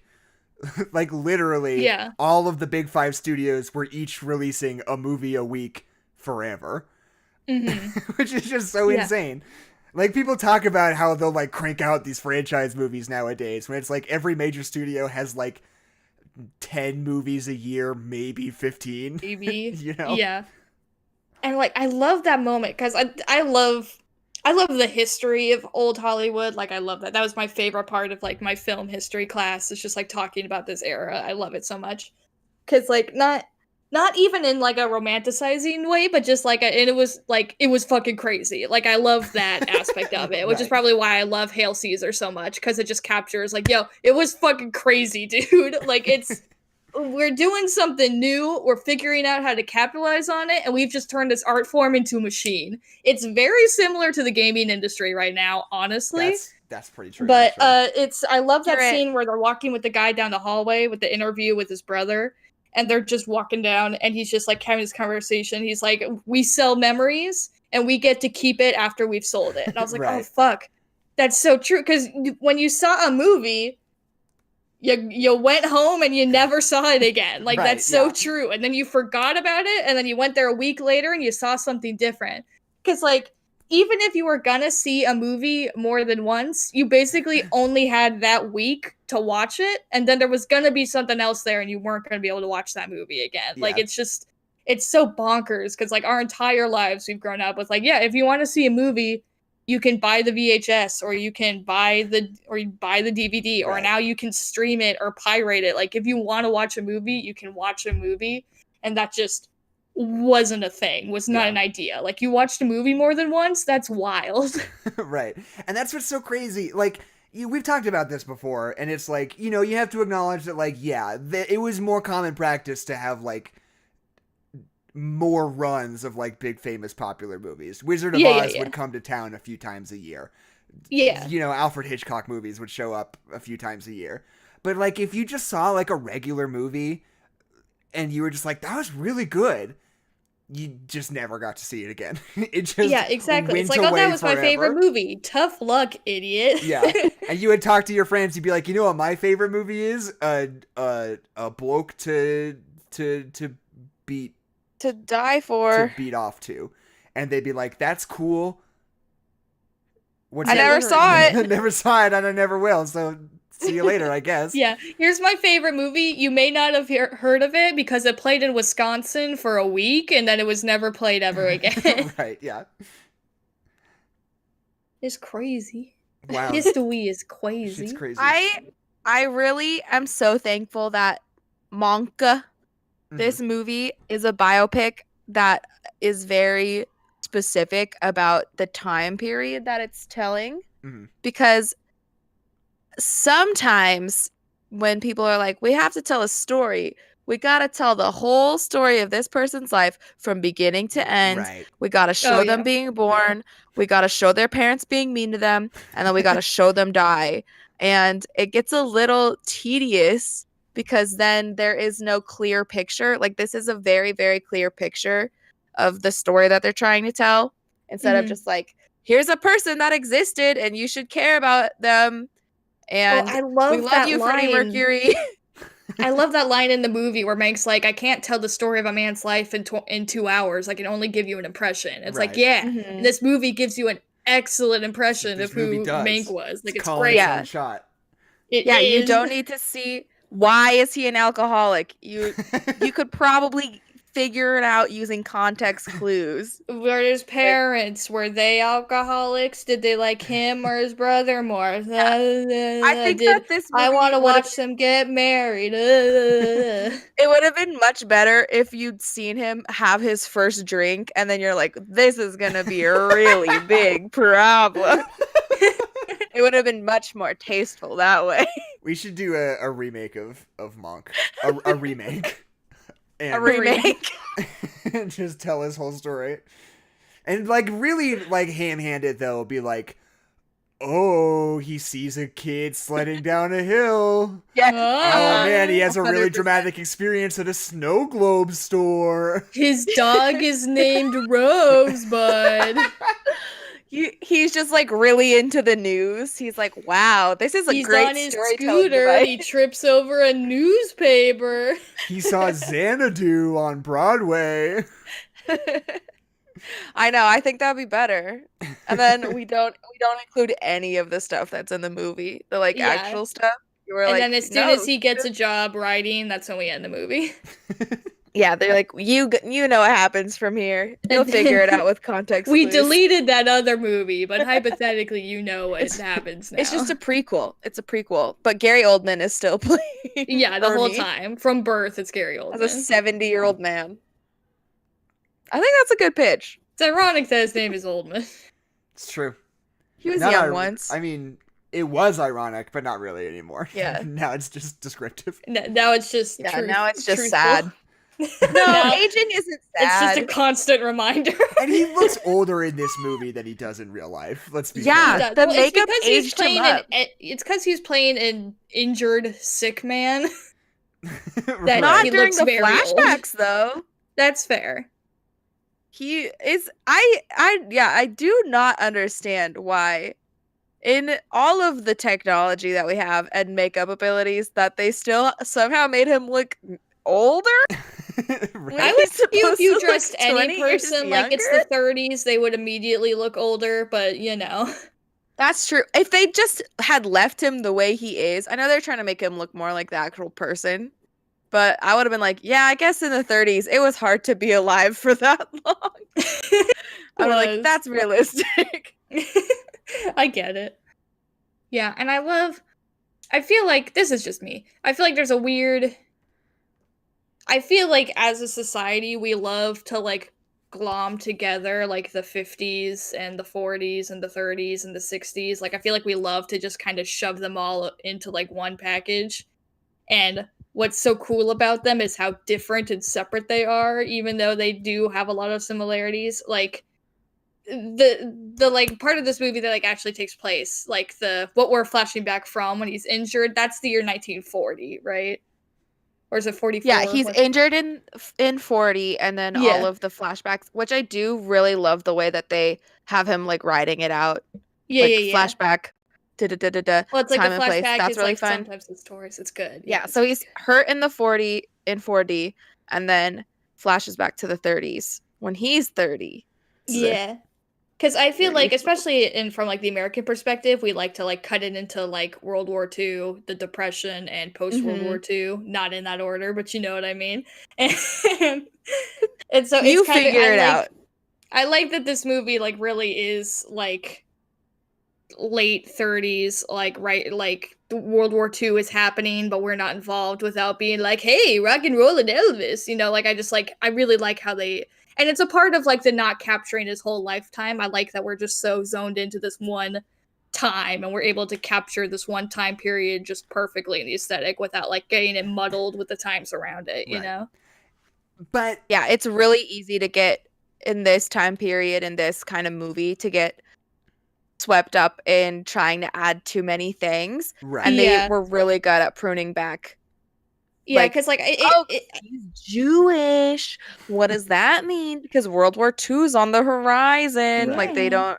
don't do that really. yeah, at all. it's like almost tempting, especially when you're doing it in a historical context, to like kind of like nudge, nudge, wink, wink to like Right. things that we are aware of in Yeah. society. So I like that they don't really do that. Like we talk about World War II, but only really in the context of like the politics of socialism, and like that we like have that one conversation that feels very much in time period where they're like, "Hey, maybe we should get involved with World War II, ha ha ha," or like the context of the Yeah. British woman whose like husband is in the war, but like without being like, and then D-Day happened, you know? Like I like Yeah. that we just Or focus they're on what we're never- talking about and we don't try to like bleed out just so we can include fun things for no reason. I like the scene where they're talking about Germany and they're like, well, we can't risk losing all of the funds that we get from the German audiences. So, like, why would we worry about something like that? That Right. was pretty. Yeah, That was Hitler's pretty just a cool. stupid idiot. Who cares?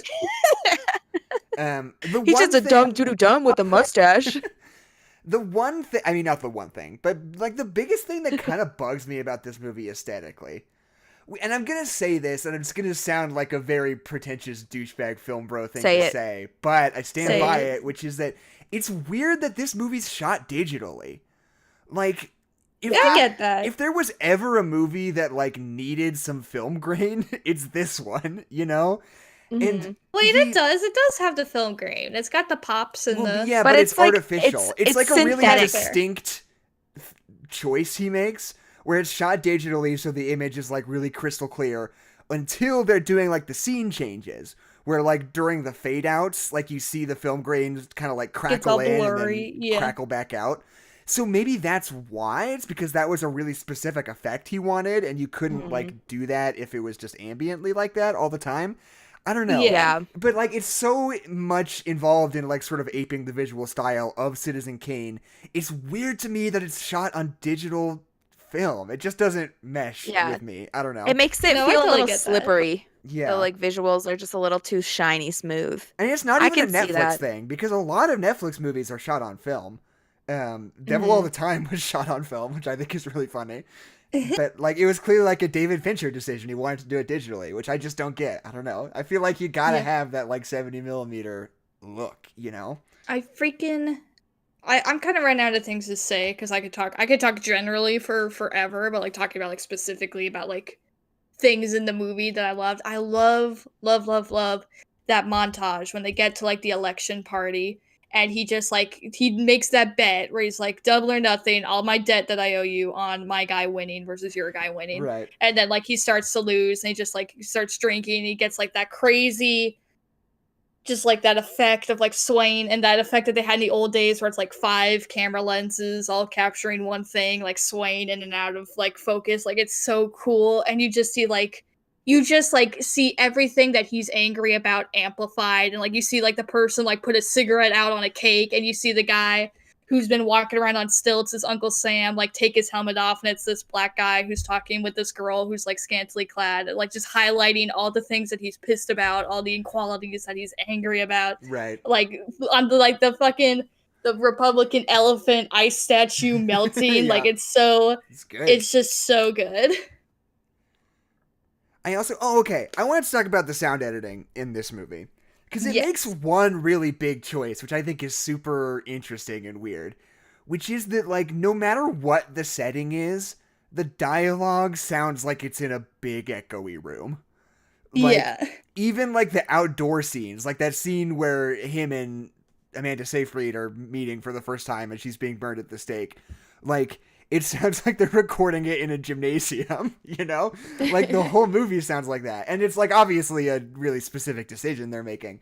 And I don't quite understand like fully why, but I do like it though. I don't know. Yeah. Yeah. I think that does really feel like it sounds of the times. Right. It's how often would you have to go back and re-record, and you're probably Right. recording it in a studio that is a big gymnasium or Yeah. akin to. That is essentially. Right, yeah. Well, because, I was Yeah. going to say, in the olden days, you basically couldn't really record, like, a lot of dialogue in the olden days was dubbed just because you couldn't get a microphone that looked nice. Like, you couldn't, like, have, like, a lapel mic on people. We hadn't really figured out how to do boom mics yet. Like, Yeah, well, it's like the singing in the rain scene where they have to like hide the microphone in the bouquet Exactly, of flowers. yeah. Like that's literally what it was like. if you wanted to use audio from that day, you had to be like really, really crafty about where you put the microphones Yeah. to hide them. Yeah. And when they're talking about like really, really old films, like when we first started getting sound and you had to have you basically had to have the two record players of like the film that's going and the sound that you've recorded, and you just have to cross your fingers and hope that they're synced up at the right time. Like Right. it's so bonkers. I love it. Cool.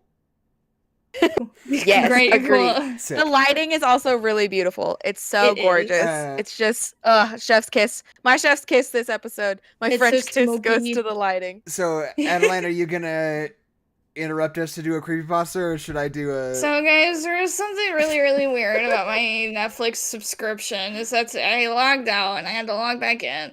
And I put my name in, but when I tried to type my name, and it just like came up with like these weird letters that like I couldn't understand. And I thought maybe like my keyboard was like in the wrong language. And so I went to my settings and I tried to find the language, and I couldn't read what the language is in. And so then I tried to Google it, and then Google fucking the demon. The demon.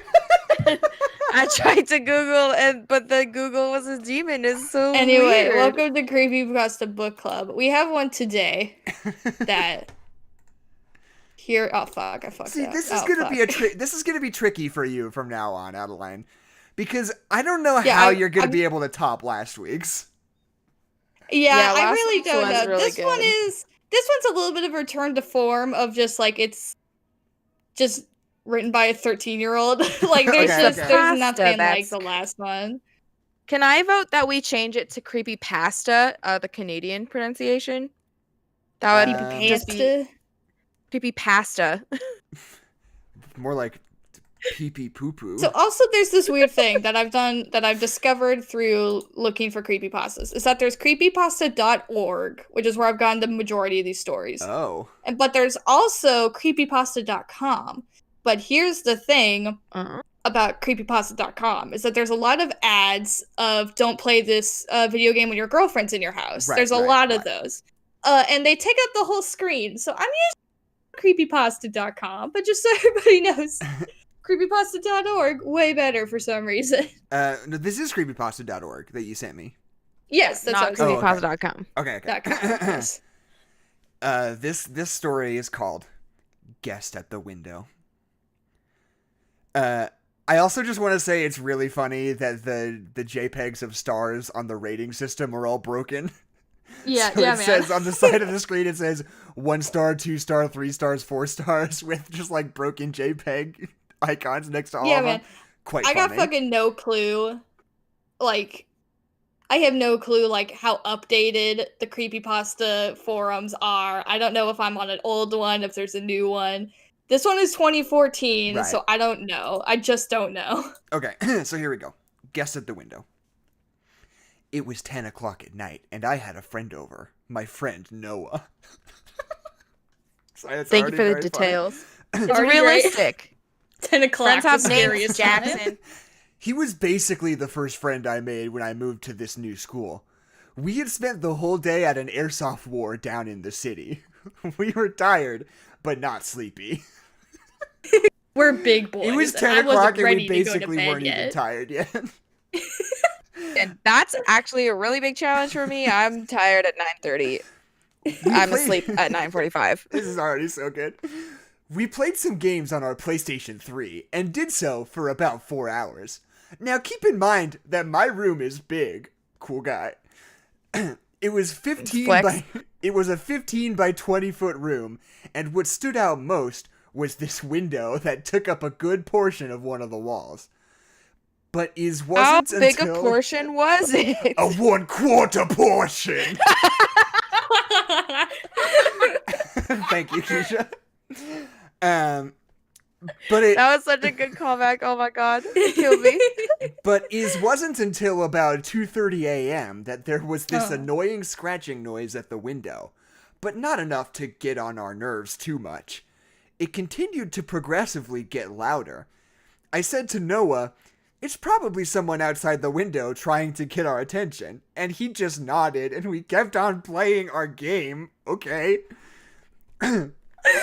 Now, let me just say It's probably this. just someone outside our window. Knocking on the window. That normal, regular thing. Anyway. We did not, our eyeballs did not leave the game for even a second after I said that, apparently. We did not interrupt GTA for even a moment. Now, let me just say this, : hearing a loud scratching noise for about 30 minutes is testing someone's sanity. Hey, hearing a loud scratching noise for 30 minutes and not looking at what it might be, even one time, is a lot more testing of someone's sanity, Noah. Okay. Yeah, because his eyes did not even leave the screen. That's why. Yeah, these are glued. That's the real creepypasta. Kids today With it won't even getting- look up from their iPads. With it getting louder, but not actually being too loud, I realized something.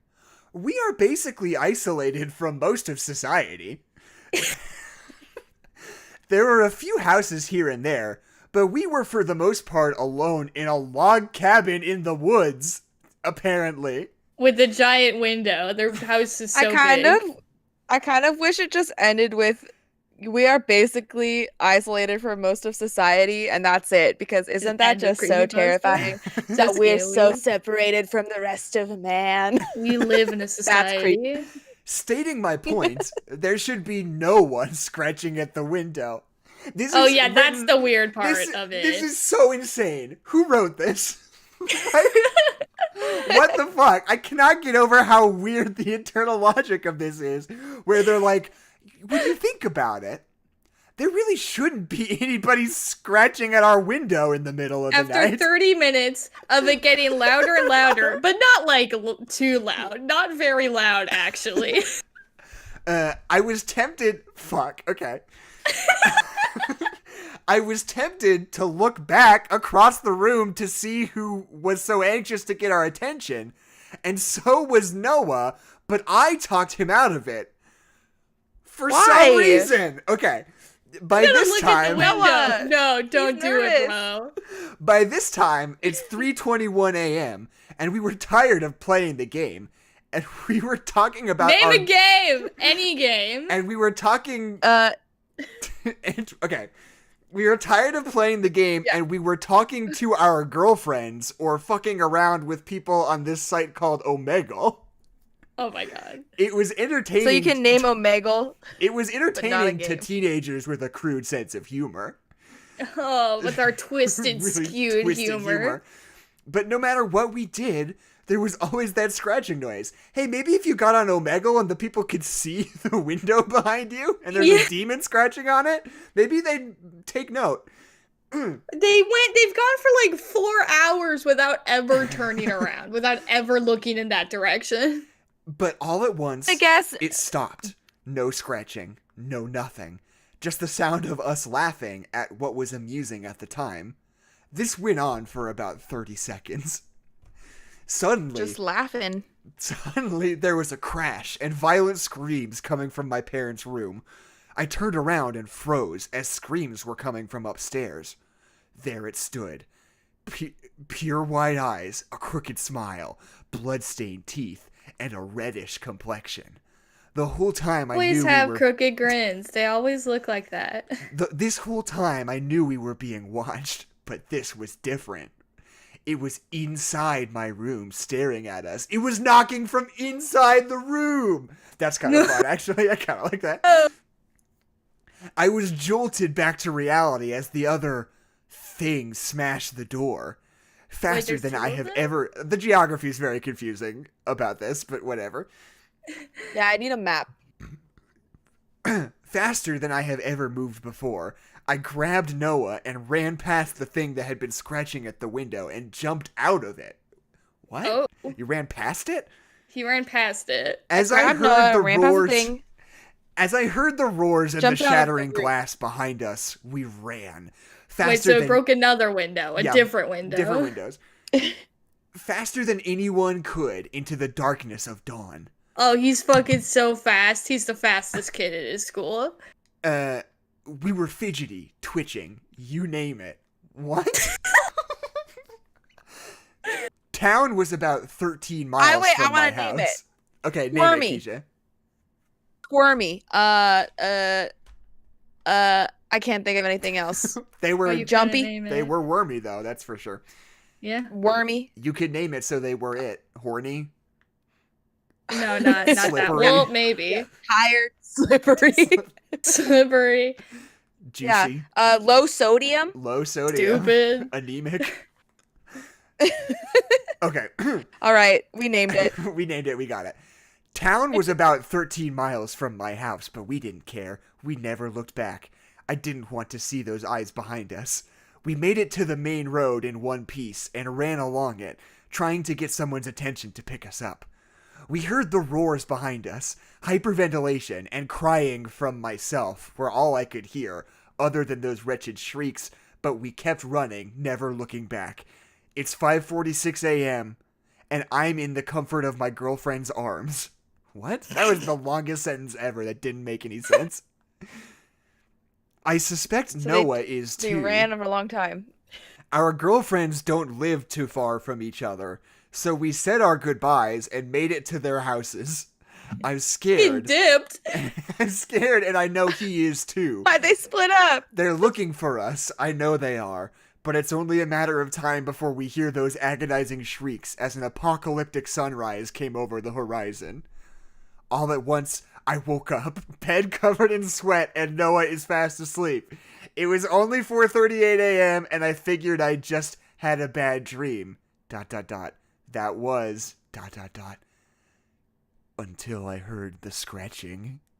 Oh, whoa! Dun, dun, dun. It was real. Oh, you I gotta love a run triple to your plot. girlfriend's house. You definitely have. Definitely have one of those. Definitely Yeah, have a little half- girlfriend. half Me and Mara. Noah definitely have And Noah has one too, girlfriends. also. Yeah, they live close to each other. Very close. This we was ran a all the real way a to good Canada. return to form. Yeah, they just live in they're Canadian. Okay? They live next to I each other in did. I Canada. appreciate it. So just Yeah. to They don't go have back a scratching little in bit Canada. and just kind of clarify a little bit. So they started hearing a scratching sound. They think it is a person. They refuse to look in the direction of the window, no matter fucking Do what. not see the No window. matter what happens. Finally, so it's in the room scratching at the window from the inside, which they would know if they turned the fuck around. They don't do No, that. but Noah wanted to, and he was like, brother, Don't no, do we it. can't turn I'm around. gonna We're playing lap our you on games and Mario Omegle. Kart. Don't give him the satisfaction, bro.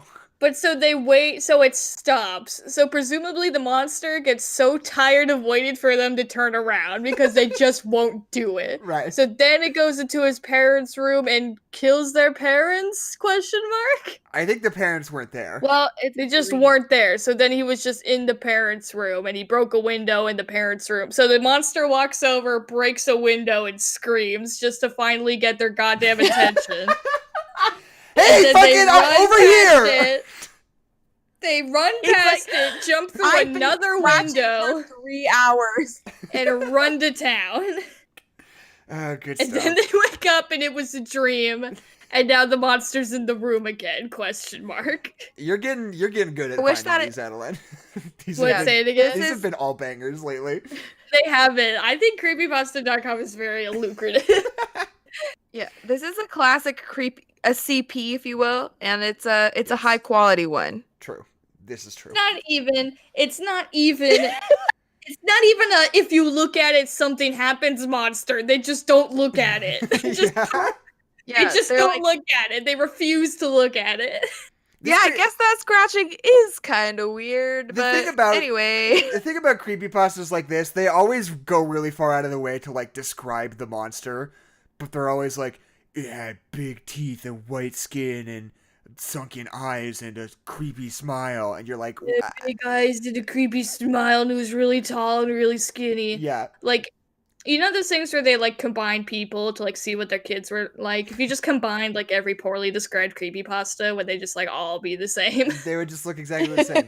There was Like the a- faceless monster that didn't have testicles in that That's other one. he did, but no, he had big Yeah. eyes. Remember? Right, And he so had that was a gray- unique twist. Big eyes was new. Yeah. Usually they have little eyes or no, Or no eyes. eyes. Like no Like eyes. the Slender Man, like the Bye No Bye Man. no eyes. It's like that realize. No Yeah. But no eyes. no eyes. No eyes. No eyes. Ooh, Good stuff. we got there. Perfect. So, final thoughts on Mank, how about? Now that we've got that out of the way. I really love this movie. I feel like it just like it scratches my itch for BioShock style political intrigue in the 30s. Like it's very well shot, it's very well directed, it's very pretty. I enjoy the characters. I love listening to these people's talk. I love calling old Hollywood out on their bullshit. It's great. I love it. I do have to say, I think this movie is decently too long. And I think almost all of the stuff in which Mank is in bed is kind of boring. Other than that, A+. That's my official Yeah. take. I mean, to be fair, this is my first time watching a movie, and I usually This is your first time So I watching don't- a movie? this is my first time watching this movie, so I don't like really have as many criticisms the first time. Like if I like something the first time, then my only opinion is I liked it, and then the Right. second time I usually will get more opinions. But if I like it the first time and I don't like it, then the second time I'll like it more. So I'll probably like it less next time I watch it. But Right. this first time watching it, I really really enjoyed it. Terrible. That's such a hard way to watch movies. The more I watch this it, the is my less life, Keisha. Yeah, I that's my think my biggest final- take. Less Gary Oh. Oldman in bed. Other than that, A+. Keisha, go. Yeah, I would say to reiterate what I was saying before, but That I you guess think I it didn't. sucks and you want us to die, Keisha. We know. No. I'm saying that if you are not necessarily attracted to Hollywood movies about Hollywood, I would say you should still. this movie. Are we back to No, this I would again? say I'm gonna creepy pasta the hell out of you two. I'm gonna show up and scratch all your windows, and then you're gonna be running to your girlfriends 13 miles away, and then you're gonna wake me in bed if you don't let me finish what I'm gonna say. Okay, I'm sorry, Keisha. I would say if you don't typically like this kind of movie, you should still watch it because Oh. it has so much more than what you would anticipate. I would say the worst thing going for this movie is that they're like, how Citizen Kane was written, because I don't usually like stuff like that, because I usually don't care about he saw a sled Right. and that's how he thought of a sled, and he loved snow globes and that's why it was a snow globe. But this movie has so many layers. It's so intriguing. It doesn't take itself too seriously in that, like, this is like Hollywood is the only thing that matters, because there's so much life that's obviously outside that's happening that is important, but we don't see it because that isn't the lens that it's being told through. It's really interesting. It's really good. That's what I have to say. But I do wish Gary Oldman was 40 or 20 years younger or something. It is 40 a little years off-putting sometimes. I wish he was younger. I wish They Gary probably could have Oldman found was someone who was 17 in good. this movie.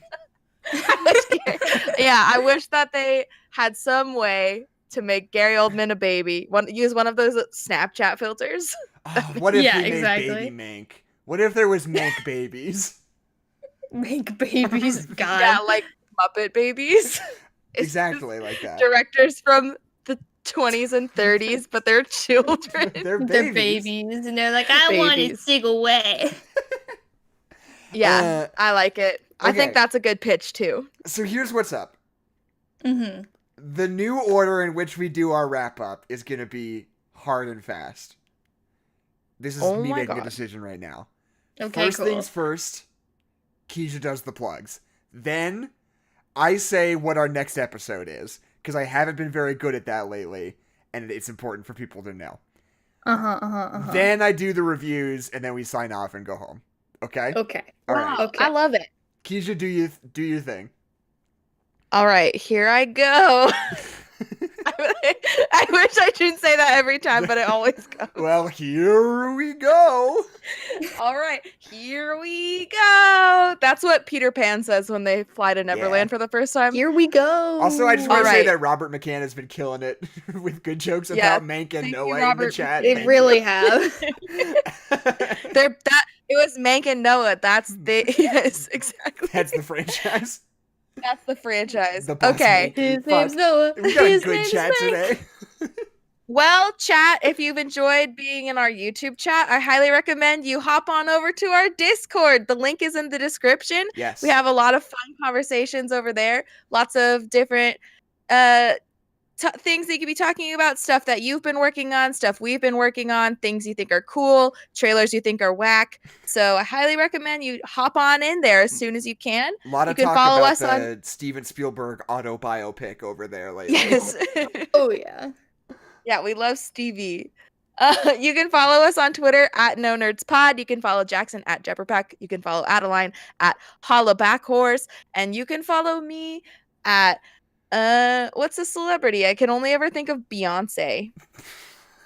So you can follow me at Only ever Beyonce. think of Beyonce. Me and Beyonce, we are very similar. Yeah. Let me know if you think I should make my dog a Twitter. You know how they do dog Instagram?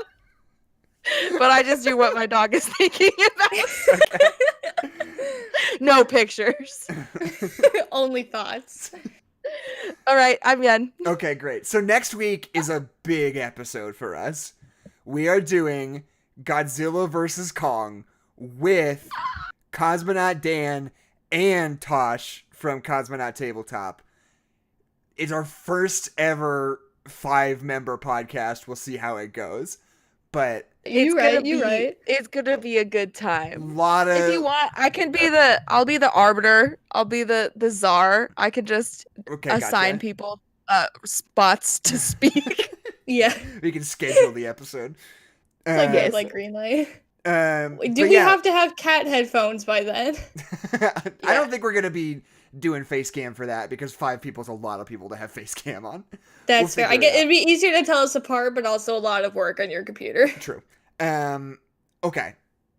Godzilla v Kong with Cosmonaut Dan and Tosh next week. And the week after really that, we're choked going up to about do it. another Best Picture nomination, probably with Vi Huntsman of Collapse Without Permission, and also of My House. Also up right next to me. But we have not confirmed for sure that that's happening, so maybe I shouldn't be promising it on stream yet. Hey. But that's in the works eventually. For some reason, we've never had Vi on the show, even though they have like a pretty successful YouTube channel and they live in the same house as I do. They've been featured. They've helped Tabby figure her shit out. That's true. Okay, And so that's do you guys, basically the same. do you Yeah, guys that's wanna exactly hear the a same. 1-star review of Mank? Yeah. Manky. So this Yes. review comes from letterboxd.com, and this person says, it's almost sort of in the same vein as this creepypasta, to be honest. This person says, I texted my girlfriend the entire time during this. She was sending me nude photos and shit. It was pretty cool. Mank doesn't even feel like a Mank movie, but of course it is a Mank movie. What? Huh.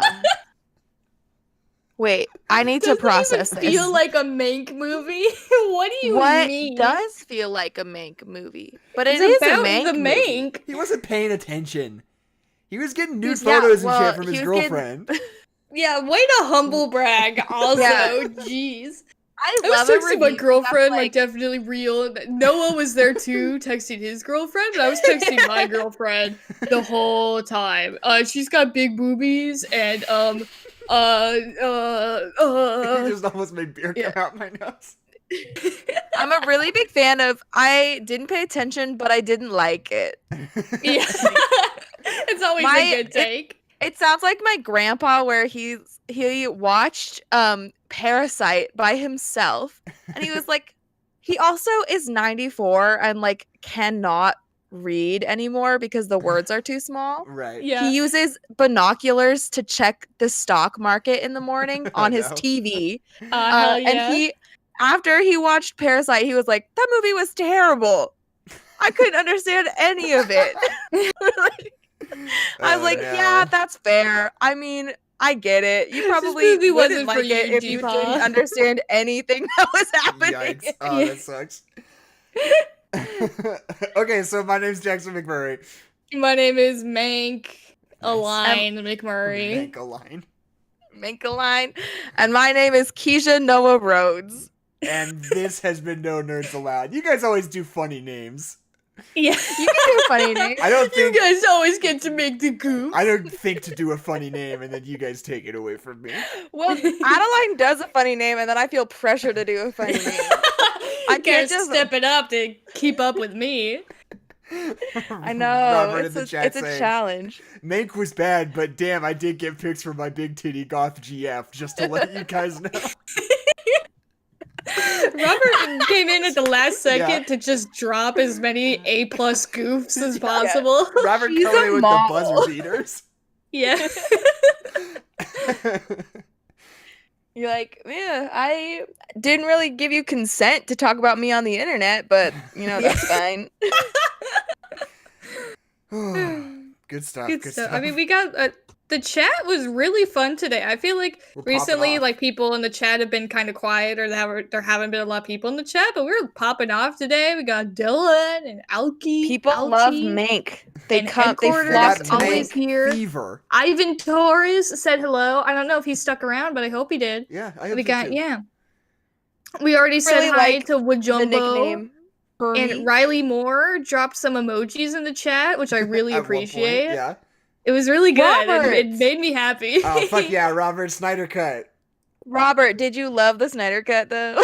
Did you? If you listened to our Snyder Cut episode from last week, we are very pro Snyder Cut. Yeah. How do you feel? How are you feeling? Yeah, Also, you yeah. should go to bed if it's 2 a.m. Yeah. Unless you are playing on your PlayStation 3 Right. with your friend Noah, then I You would should- say run for it, Robert. Check your Or window. wait, are before you supposed go to bed. check your windows or are you supposed to run? What are the options? You might be actually dreaming right now. Yeah, might be that's a a real dream. possibility. Unclear. He didn't respond. it's So okay, here's he's the thing. probably asleep. Well, this isn't the part of the recorded podcast, it's just a part of the live stream. So I have like my little like bundle of creepypastas that I have, and I've like been like going through and getting more as I find them. I have one that I think is really, really fucking funny, but it's also weirdly racially tinged. Let's go for it. Go, come on. We got. Okay, cool. We'll do it. We'll do it next week and you'll see what I mean. But it's just Oh, with guests. yeah. Oh, true. Bring somebody else into it. So yeah, we'll make Tosh say something problematic. People with bigger platforms for us to ruin. Oh Yes. my God, Robert! Maybe we No! should pick a different one Get for next off the week. bagel. Do Okay. at least. Oogie. That was fun stuff, you guys. But Good stuff. Mank, Good ones all when around. a Mank movie, but it is just Manky instead of Gary Oldman. I think that's actually Pretty good. that's the pitch. That's a pitch. Oh, my So at microphone one was a little point, too hot that Wajumbo whole said that time. the Discord link wasn't working, but when I click on it, it just says join Discord. So I don't know if it's not working. Maybe I'll drop a new link. Or It- just drop a link in the chat, maybe. Yeah. That'll help. Yeah. Yeah, that's what we'll It do. does say that. It does say just join Discord. Just get on Discord. Just get on Like, Discord. I want a I'm gonna specific- stop One sec, recording one if sec. that's okay with you guys. Yeah. Oh yeah, that sounds like a good idea. I just forgot until now. Yeah, but I'm real serious about us all getting cat headphones. Okay. I know. I'm gonna order them. I'll even get them from Jeff so they're here on time. Oh, perfect. Yeah, god damn it, Or Jeff. if we're not doing Holding it me next week, I hostage won't with get your them from cat Jeff. headphones. Do. If I could get them from anybody but Jeff, I would, but I don't. I can't spend $10,000 on Etsy and wait 5 months.